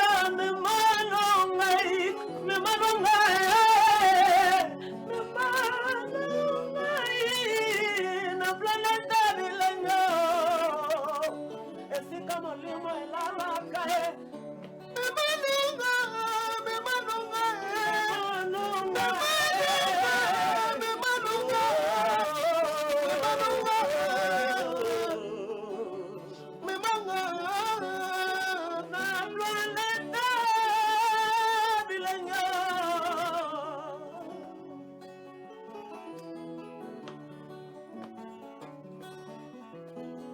Awa, Kabin Bisenga na Paris, Chouta Ben. Patrick Monza, Papa Gertis, Esika Bolingo Lalaka, Moni Basopeli Mai, Beto Nangaya Valero, Moni Batsangoli Bandae. Eske Balingi, Nazala, Tona Zalati, Joki Fabe, Nakusuka Wapi, Ematana Mayankama. Mwana sukola botutu ya seliba elongwa mpona nguya ya fumu kimbangu nzamba sunganga mpona bala yo nzamba sunga tonikokwa bala sheri nzamba sunga nyala bala mamoyo nzamba sunga sunga ezonga sunga ngai sunga mama yoka oye miso na ngai bakoka te bapesango basango basala oleki basungola banzeleto oyo basanga bato maumaumauma ntango oyokaka makelela manzanza ntango oyokaka makelela mabaya ntango oyokaka makelela milangi me soki oyoki mongongwe ya biloliloli saka mbilase ekozwanga mpona moni bolingo za mbakadonazaka mbakedandusu nukodaka bambika nukodaka mba sukudaka bande sandu ndikidambare nakudandunza renda ungarenda zundakadamingu musalzelali elatonayo kuluma motema ezalaka sokolingi moto bandesa honorable piloli kabanodola tala mona kasi kobanga te eza nanga moyembi ya mboka bush khalifa memanonga malembe ya toni koko bolingo esengaka bitumba tenda kwa libala esengaka kimia mwa dialogo merci na papa preston ya kiumenga longolanga makolo akomisanga na motuka ya kiumenga mosi na ye kombo na ye sandra kolondo mon ami mama Kirda akomisanga kotambola na Chéri, pina bolingo, ndeto bokinga mon terre vérité, c'est mon bamba. Mon terre vérité, la prévention, la doléance que vous savez, maman, c'est ça qui me pousse à te chanter une belle cette mélodie. Bakolinga ngai, bakoboyanga, bakolobenga o, chike mon étoile de la vie, yeah, bakoshimama, ashimami. Akangi bango bakonyongama banyongwani yatoni koko bolingweza lokola balona te sakeretibintekemo kodebisango okobwakalibandae wakana kati bolingasa bwakalibanda kalima yosoro na ngai ye merdi ekime seje Christian Ogonda bokango na kati bokango na kati pitié olingo ngoyo komi longola lisano bebe songe babwaka nini na kati eza lokola lindando yokani maestro beta ya toni ndenge nazoyebisa ye boye yokani kadi maestro betelanga lindandango nazala na kati osoki etikinga libanda noki na kosopana mebwakanga nayemba na kati kadi beta ndenge ezobeta boye mesi mpe nazoyokango na kati ezobanda nango na kati ya motema na matoye talanga na kono yambaka bebizanga na sentima ya tolikoko ftg ezoteka biso monda nte bazomona oyo eza ftg arshe na makambo nyonso soki oleki awakitalatala ezomona yo monda nte poniniga bembizanga na pari asepela teo ponini jani dokta papa na jo asepela teo Merci à vous. Vous mettez la main à beaucoup, s'il vous plaît. J'avais sur ce plateau des talentueux. La RDC est un pays riche dans la réunion. Il y a au moins des Rwandais qui sont bien habillés. Et parce qu'aujourd'hui, il faut qu'on en parle d'une diplomatie agissante. Il y a mon Tombolo béton. Le président Fachi. Guerre aussi là déjà. Je parlais de la richesse, on ne soit pas minéraux, nous les Européens sous richesse à RDC. Je vais vous poser une question. Dans la monnaie, orchestre moro pena ya libana mbogo yo beta ba martyr na biso pe ba tonisia. Mais nous nos artistes musiciens ba bimara ba libana mbogo beta na ba stade. Succès, ils ont un énorme succès. Son a kosi muta contredire. Tous ils appellent moi concert mon Rwandais pour tourner sa stade de martyr. La tcheka au Rwandais. Ou carrément bengi na soka ta pays mususu kwa ya beta na stade des martyrs. Mais biso ba mission so no tonta ba stade na ba mboka libanda. Nous devons être fiers de ça. Tout ça nous doté na élégance, respect faisala. Toi doté de culture mboko. Richesse veneza. Botande ba yembi, ça m'a fait plaisir credo. Na kosi gelon moudi. PDG Richard Majeko 3 fois boss. À Solon. Le boss Pablo Kini. On va se séparer avec eux. C'était juste votre rubrique que vous aimez. Si vous n'aimez pas aussi, tant mieux. Mais nous essayons de faire un effort pour votre plaisir. Rassembler les musiciens, ça ne peut que se passer ici. Tout ça là, vous avez face à moi des très bons musiciens. Personne ne peut me contredire. La CPN est Betty Coman ici. C'est la famille. Merci. Non. Ah, vous avez un master. C'est la famille. Nizi kanim te cha no mo barando. Musique melanda ko pena famille. Ah, bon ce qu'il y a no ça faire au beta point. Nisi obisi ya tonite ke tozala. Nisi o ça brûler. Merci à vous de venir avec plaisir. Merci. Et ça n'a bien mon boy. Mais beta non timbo gi umenga pardon. La minute na mo sine sanda bulondo bola ngso. Beta mo muke.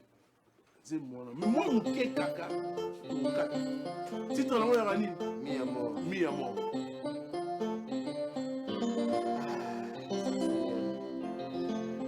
Mi amor, ajuda-me, querida. A pensar, não teria pensar. Aquele dia, querida. Quando não foi por a fiesta, mi coração jurava, mi amore, que o menga, il s'appelle qui o menga, il est beau élégant, quand je le vois, moi il est si beau, papa Preston, mais regardez-moi, mon mari à Sandra, dans l'amour n'y a pas que de roses, ça porte aussi les épis, mobali ya sanda Ricardo Sumbele Bokos bolingo nanga oya motema yabimbema nanga Sandra bolingo nanga oya molebi yakiumenga nanga Sandra nalukata baparole bapesanga maloba sika nalobelake na ntongo nyonso soki tolamukinga na yo ava kutuna bondela tanza kombai bana balalia ya lamuka tosala bolingo ata na Merci. Mon réalisateur me fait signe qu'il faudrait finir avec vous. Quel est l'apport des Zadibou pour artistes et musiciens? Sonye. Apport à Zadibou pour les artistes et Zabani. Oui, Zadibou.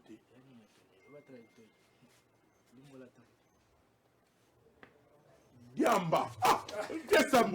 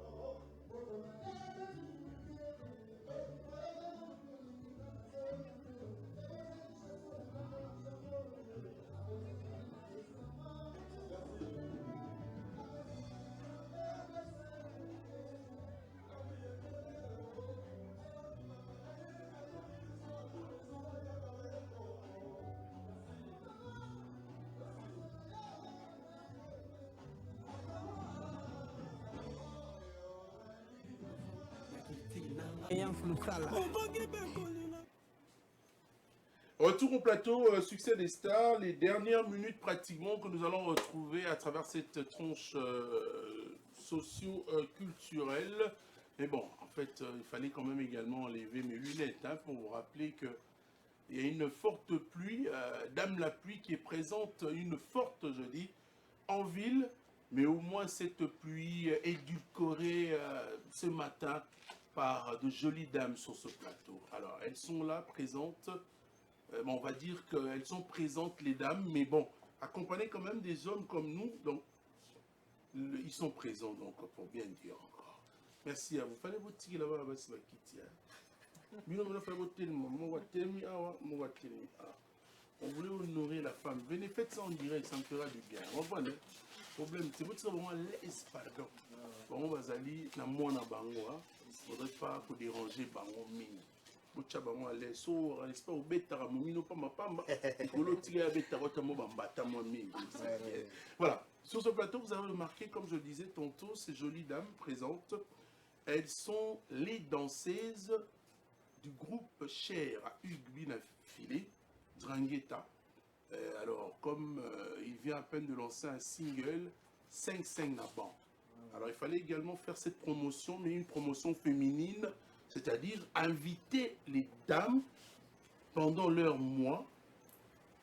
La plupart des TV militaires qui mais comme tout ça, il faut s'exprimer. On va la parité parce qu'il fallait quand même à côté d'elle, j'ajoute S à la fin à elle, il fallait ajouter les hommes. Il y a un moment et moi également. Mais pour l'instant, honneur à la femme. Bienvenue à vous les femmes. Merci. Vous êtes toutes belles, hein? Merci. Nous papa Saïb, ça vous wagi toko. Faut le voir naïf, ça va attendre bien, attendre la danse pour ça la rater. À part danse, nous allons battre une personne humaine. On peut t'appeler demain madame. Donc on va parler père fois comme ça, ouais. Faut le père comme ça va beauté. C'est ça la vie.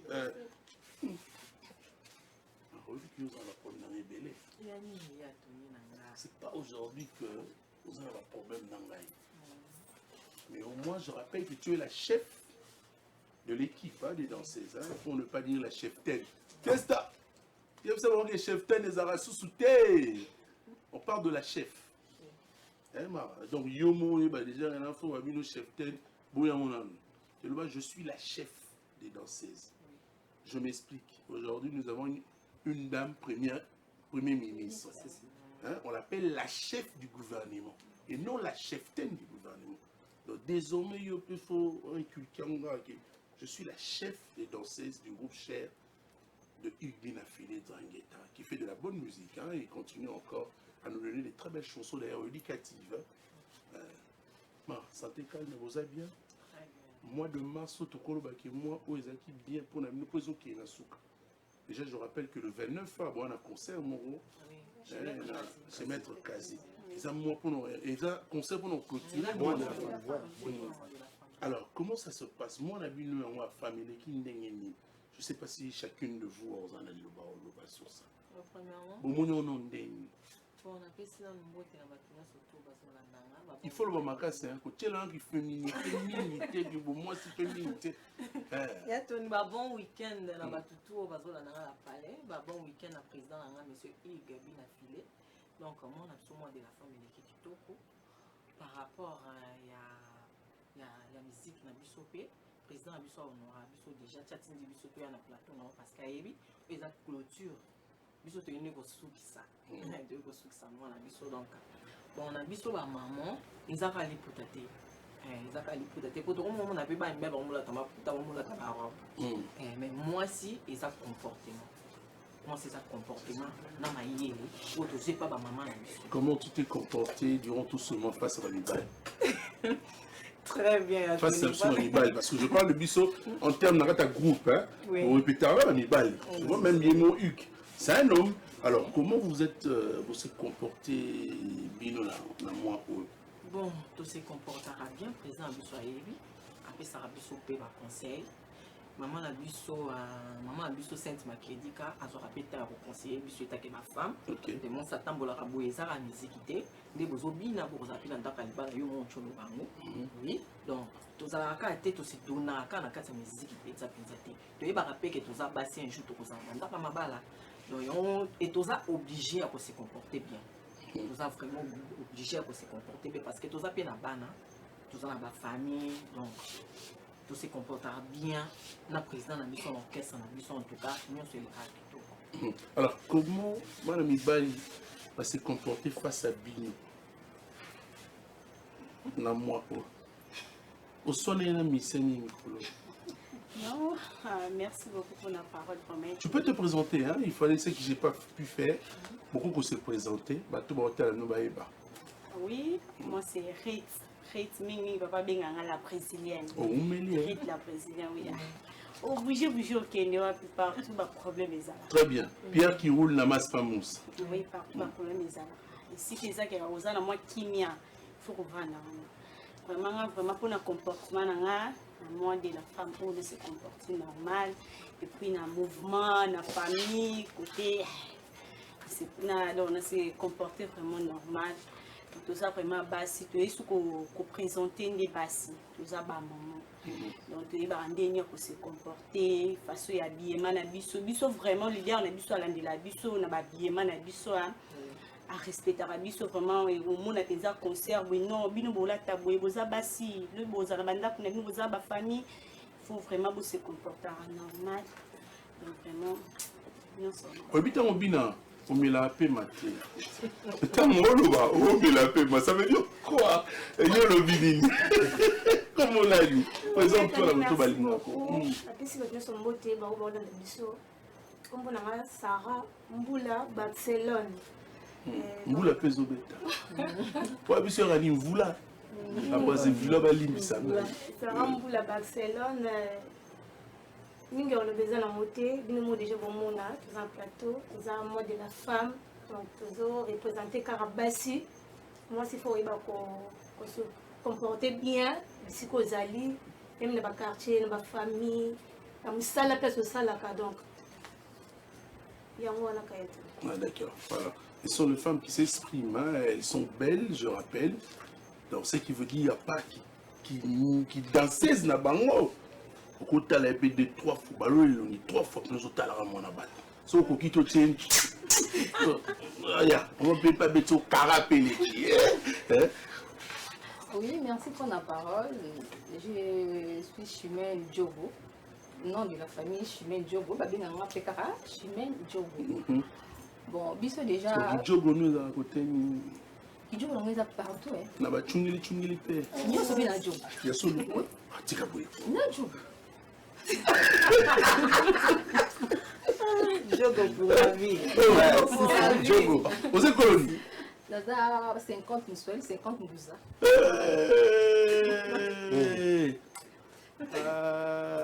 Bon, je ne voudrais pas attirer l'attention à bateau. Allez-y. Ouais, biso déjà. Normalement, la biso déjà boy, tout ça déjà exemple. Bien encadré. Ouais, tout ça très très bien encadré. Ndenge na biso Rosalela. Pour tout na groupe tout ça basi karaté tout ça na mibali. Mais papa na biso la biso ndenge ni moi c'est pour vendre na mobile. Mais qu'est-ce que vous voulez que les hommes fassent pour vous dans un moment où ni vous remarquez que biso to pessiminoté? Parce que tout le monde a bien ngai na bango to bima avant bino. Bino boye na côte na biso bo panzi. Donc photos à la raka liboso na bino. Mais qu'est-ce que vous remarquez? Vous ont réclamé tous à 50%, 50%. On a besoin de mon pénal. Non, moi si vraiment à y valeur naïe, et l'autre liboso moi si obligé à non respect. Non honneur ou en valeur. Non valeur non honneur. Nous sommes nés dans aussi, mais liboso ont respecté dans moi si au PC ba respect ba honneur naïe. Nous sommes nés dans aussi. Mara, qu'est-ce que tu diras à un homme qui se présente pour t'épouser? Otika maman kopoyo. Soit pexio kopo maman otika kei. Oui, il y a tout pourquoi pas. Moi, ce qui pour moi que le bal est mon ami. Mon bal parce que dans déjà le temps il y a le bal. Âge n'a déjà âge enfant dans le bal. Ce moment le bal est mon ami non bal non enfant les appreneurs à présent. OK. Oui, même moi non bal. Puis tu as la tout. Bon, d'accord. Les locaux aux outils Non mais c'est pour vous faire plaisir à la maison. Merci de rester fidèle. Je rappelle que je suis avec les danseuses de Hugues Binafilé, y compris nous les hommes.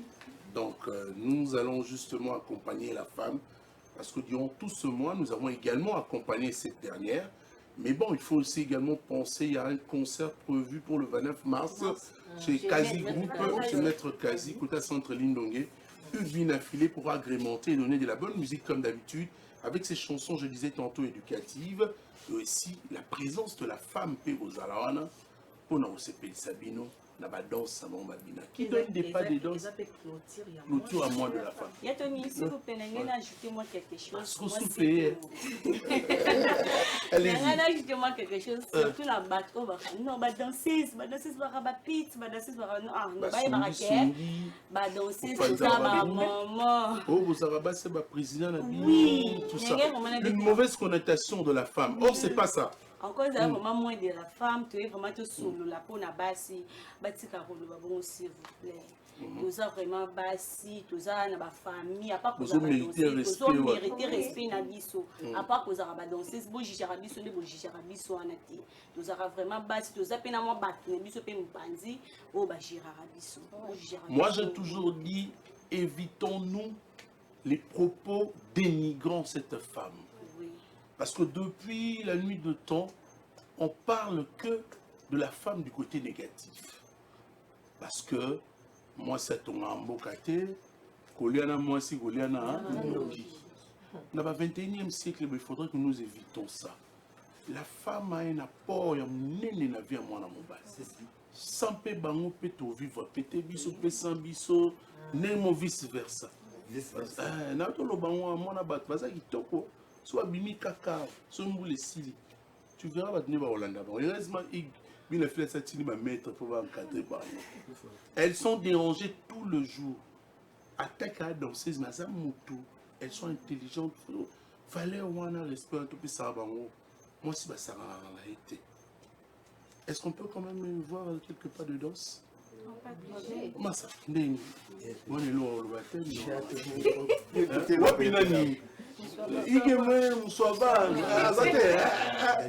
Elle est malade. Elle est malade. pièce à l'envers, c'est une personne. C'est une personne. Bon, mais à moi, c'est pas grave, ok. Ça passe. Dans la musique, ça passe. Binoso, Boni, Suniko. Moi, j'ai rien pour ça là-bas. Binoso, Boni, Balissus. T'es le bar mini, tout petit cabaret, tout zone dans le mois d'avril. Tout petit cabaret, on peut pas s'exprimer. Ça, c'est un plaisir également pour moi parce que moi, je suis né le 7 avril. Bientôt, c'est mon anniversaire. Ça, c'est un cadeau de ce joli dame sur ce plateau. Moi, ça va boire avant ma bille. Moi, je suis sac. Dasoyo, ataba maman, bakobina. Allez, c'est moi. Ataba maman, bakobina yango. Allez, c'est moi. Ataba papa, bakobina yango. Allez, c'est moi. Ataba koko, bakobina yango. Allez, c'est moi. Ok. Emani, maemananga, oemani yo. Emani, maemananga. Edansoyo, ataba mama, bazobina yango. Allez, c'est moi. Na moi de la femme, tozobina. Allez, c'est moi. Oyo, atagangeta, agobina yango. Allez, c'est moi. Famille Pongo.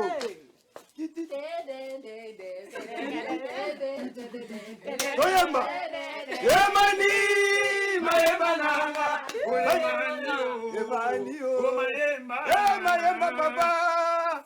Yemani, maemananga. Papa nanga, papa nanga. Papa nanga, papa Efraïme.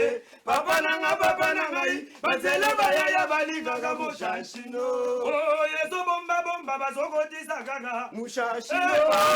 Teza duza balingina bango kage. Mushashino. Mushashino yo. Mushashino. Mushashino. Priya wanana. Hey, elenge neso yo na kokate. Oh, tigala. Sati mami so yo na kokanangate. Oh, tigala. Sokoboni basa masoko kokate. Oh, tigala. Natikali papa Efraïme na elenge miso yo na kokanangate. Oh, tigala. Bashalu. Nyoso ya video.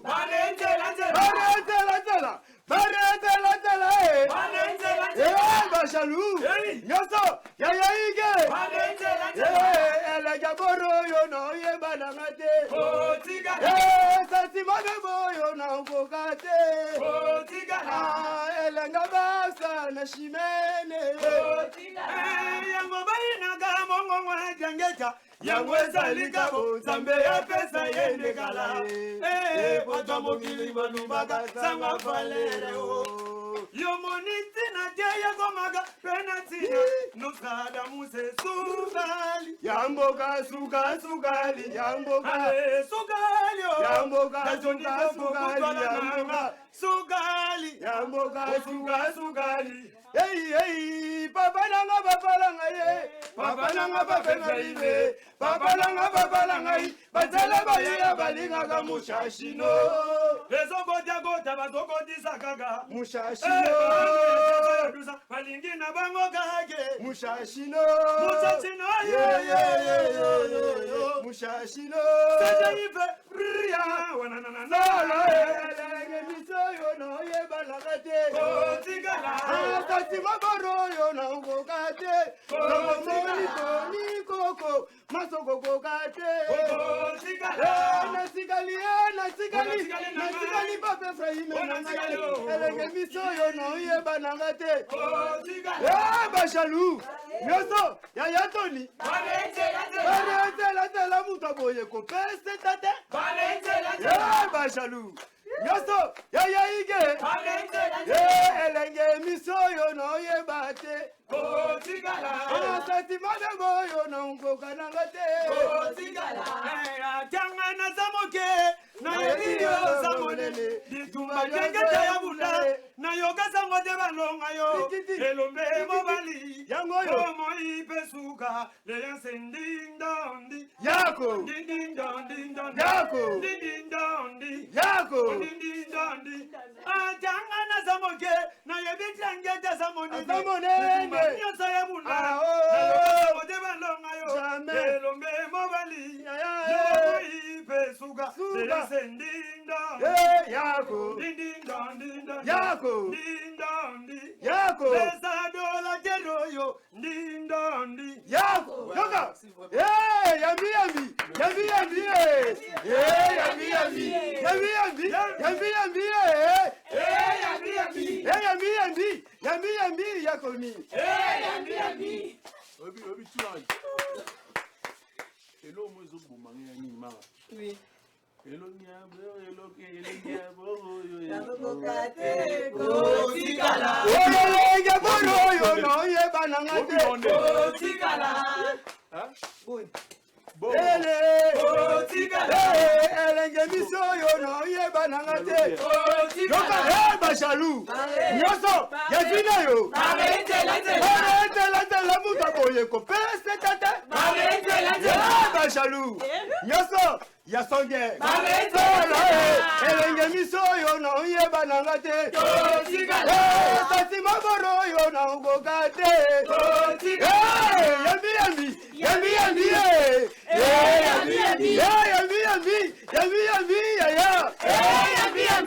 Oya mamoni bana ignora cité.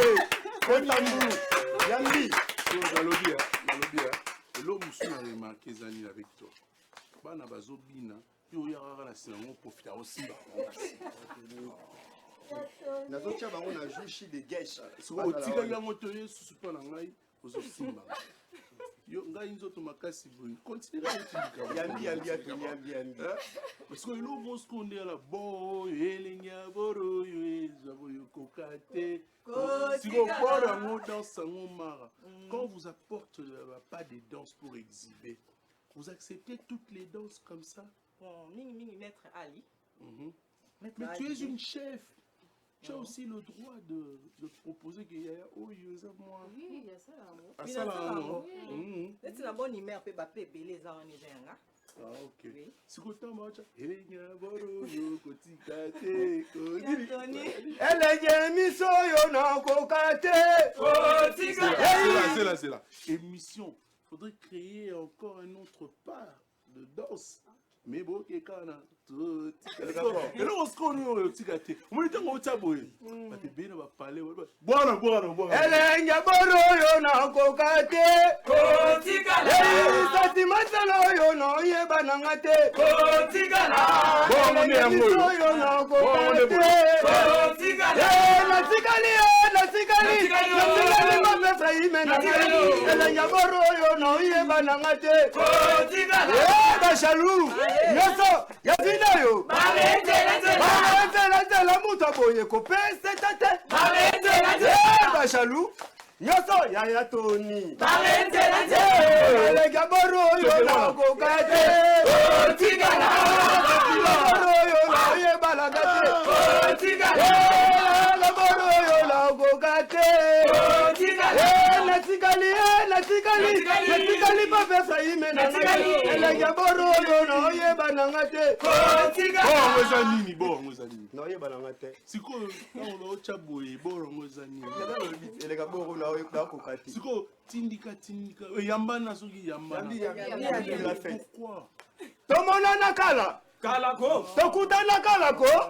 Atomona nakala. Kalako. Okuna na kalako. Aujourd'hui c'est la fête. Yambi.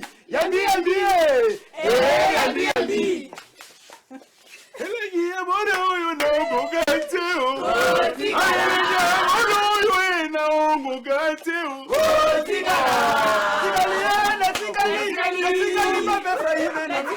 Elenge miso yo no ye banangate.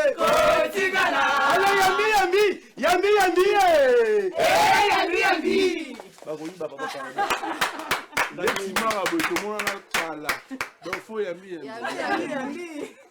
Fais tambour. Voilà, donc on va quand même, mon réalisateur qui me fait signe, vous laisser dans une ambiance folle que vous avez, et chaude.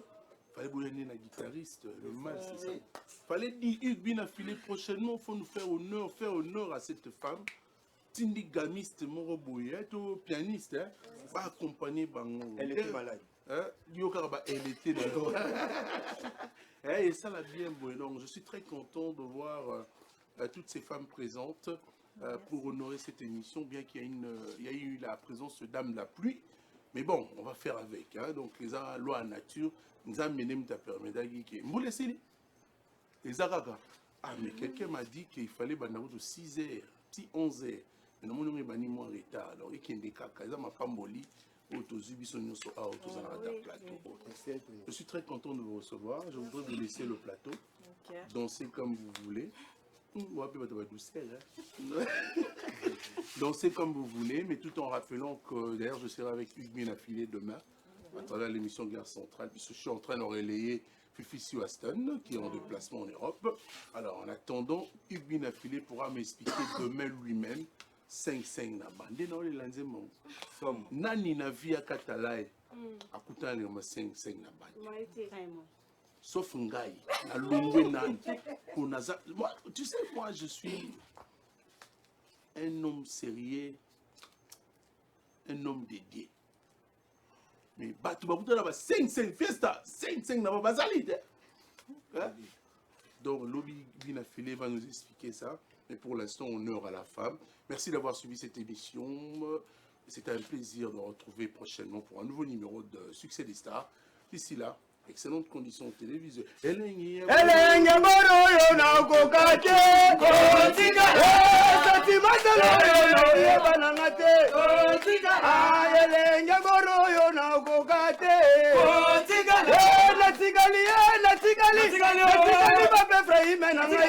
Maman Robertine Pongo, famille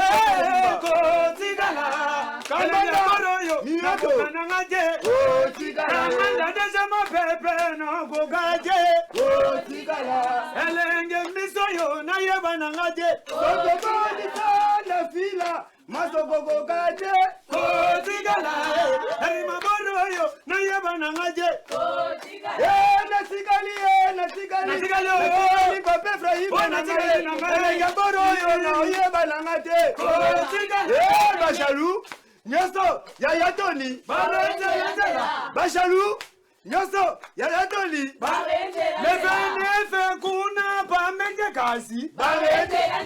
Voilà, donc on va pratiquement, nous sommes toujours avec les danseuses de Hugues Binafilé. Elles seront là également le 29 mars pour un concert pour clôturer l'air mois. C'est chez Maître Kazi Group, la référence centre Lindongue. On va finir hein, en beauté épiloguée avec les dames.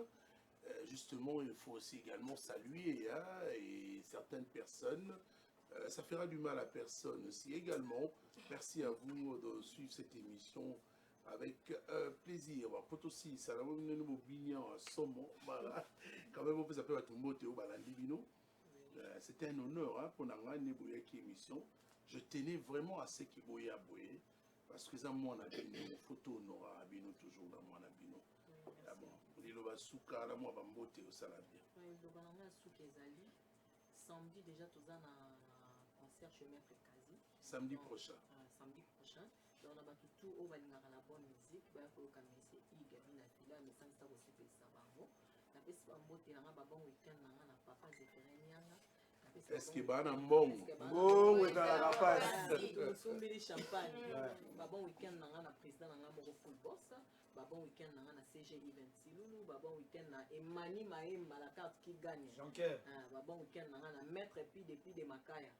Bon week-end, on a tout au Balandina, famille Nangaï. Donc, Bambo téléphone. Djogo. Ouais. Voilà, Djogo, la maman. Non, mais on peut tout. Ouais, non, puis ça va. Bon, week-end, on a président Nangaï, mais c'est Hugues, depuis parler. C'est Jenabiso Yves Silulu, na bosanité Francis Zinga, et à Palais. Berthe Maoueja, joyeux anniversaire encore. On a fait sur Mbote Nangaï, na Bogos Van, autrement dit $100. Na bosanité J3 Solutions. Famille Nanga Djogo Mobimba, Alfred Djogo, Olivier Djogo, Benny Djogo, Daniela Djogo, Lydie Djogo, Blandine Djogo, José Djogo. José Belé, sans oublier mon antiquaire, Daniela Djogo, maman dans Franel, na bosen pété papa Nanga Djogo, maman Nanga Angèle Mangaza, va bisouer Belé, sans oublier Davina Mangaza, ma fille chérie. Ah d'accord, Tozongi Koto. Oui. Bon week-end nanga la famille Mbula Mobimba. Maman Brigitte Mbula, maman Africa. Na pesi mbote na DJ Adji Malambu, na pesi mbote na vie na ngai Yannick Kalunda. Babi mécanicien solo. Yannick Kalunda, na pesi mbote na Dajou. Na pesi mbote na bato nyonso, na pesi mbote na président na Non, il y a des pères. Na pesi mbote na CGI Vesilu ya toni na bona mai. Na pesi mbote na CGI Vesilu, les adorateurs nyonso bambote na bino. Bon week-end na bino. On va finir ici. La plus timide aujourd'hui. Merci. Bien, mais la timidité la plateau, ça a raté. Azoï vous doulez coucou na plateau. Bon, na pesi ba mbote na ngai Palibert na ngai Ekbi na Filé, CGI Silulu, Arnaud Ambi. Et puis na famille na ngai Mobimba, na bébé na ngai Sydney Langlamar, et puis la team à Langlamar, Sandra Congolo, na pesi no bambote belé, sans oublier Général Tubitango Fort, Emani Maemba, Papa Zéphirin Nyanga et notre mamie Sainte Makiedika. Alors, je vous ai vu toutes venir au sein du groupe de Ligue Binafilé. La moni va tout presque nous sur le mouvement, c'est un plaisir. Bon, on a un problème de ben. Il y a Tony Koubanda Ndengeni, la la chanteuse du mouvement préférée. Ma belle, Alongwa mwana ya kuma la princesse, akuma la reine. Vous acceptez facilement. Akuma la reine. Bande ba bien qui a fini pour la reine. Au maza mwana ya roi. Et ça va venir pas Avant moi c'est na kata bana mibali. Oui. OK. Comment vous la trouvez? Elle est la plus aimée au sein du groupe? Oui. Ah. Papa. Oui, la rose. Na domaine biso to 4 mais yesi ko eza ye moko. Bamsuma kinda. Balongwa. Pembe na fini qu'il faut piquer. Pembe na fini qu'il faut piquer. Mais sinon, il faut le dire, hein, sans du problème là, Ben, c'est Yomandi. Elle ne parle pas trop. Hein, je la trouve un peu recoquevillante. Mais la petite policière, n'a pas Babi, Anthony. Babi, Babote Belé. Anthony n'a pas ni les géants vous. Les géants vous qui n'ont moi, tous les capés, moi, émission, moi, pas pour la bon week-end, les géants. Bon week-end, merci les gens, vous qui, de partager ces beaux moments avec les dames. Puis, on peut vous moment ça va bien. Merci, Tony. Bon, pour l'année, rappeler qu'à chaque jeudi, tu commences à écouter la bise autour à la page de leader.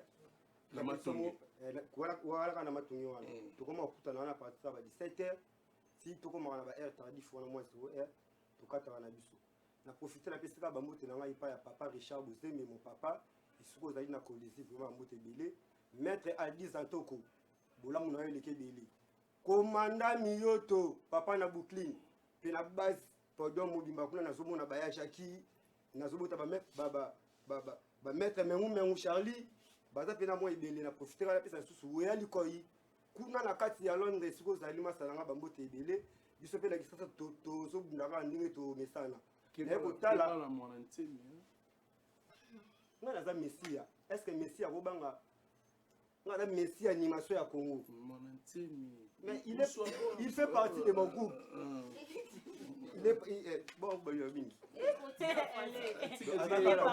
On va finir cette émission. C'est la fin. Merci à Tony Koko pour la parole. On a fait si bambote na ngai na maman patience. On a fait si bambote na Kamanda ADG mon pépé. Champion et ma force c'est Charles Chalina.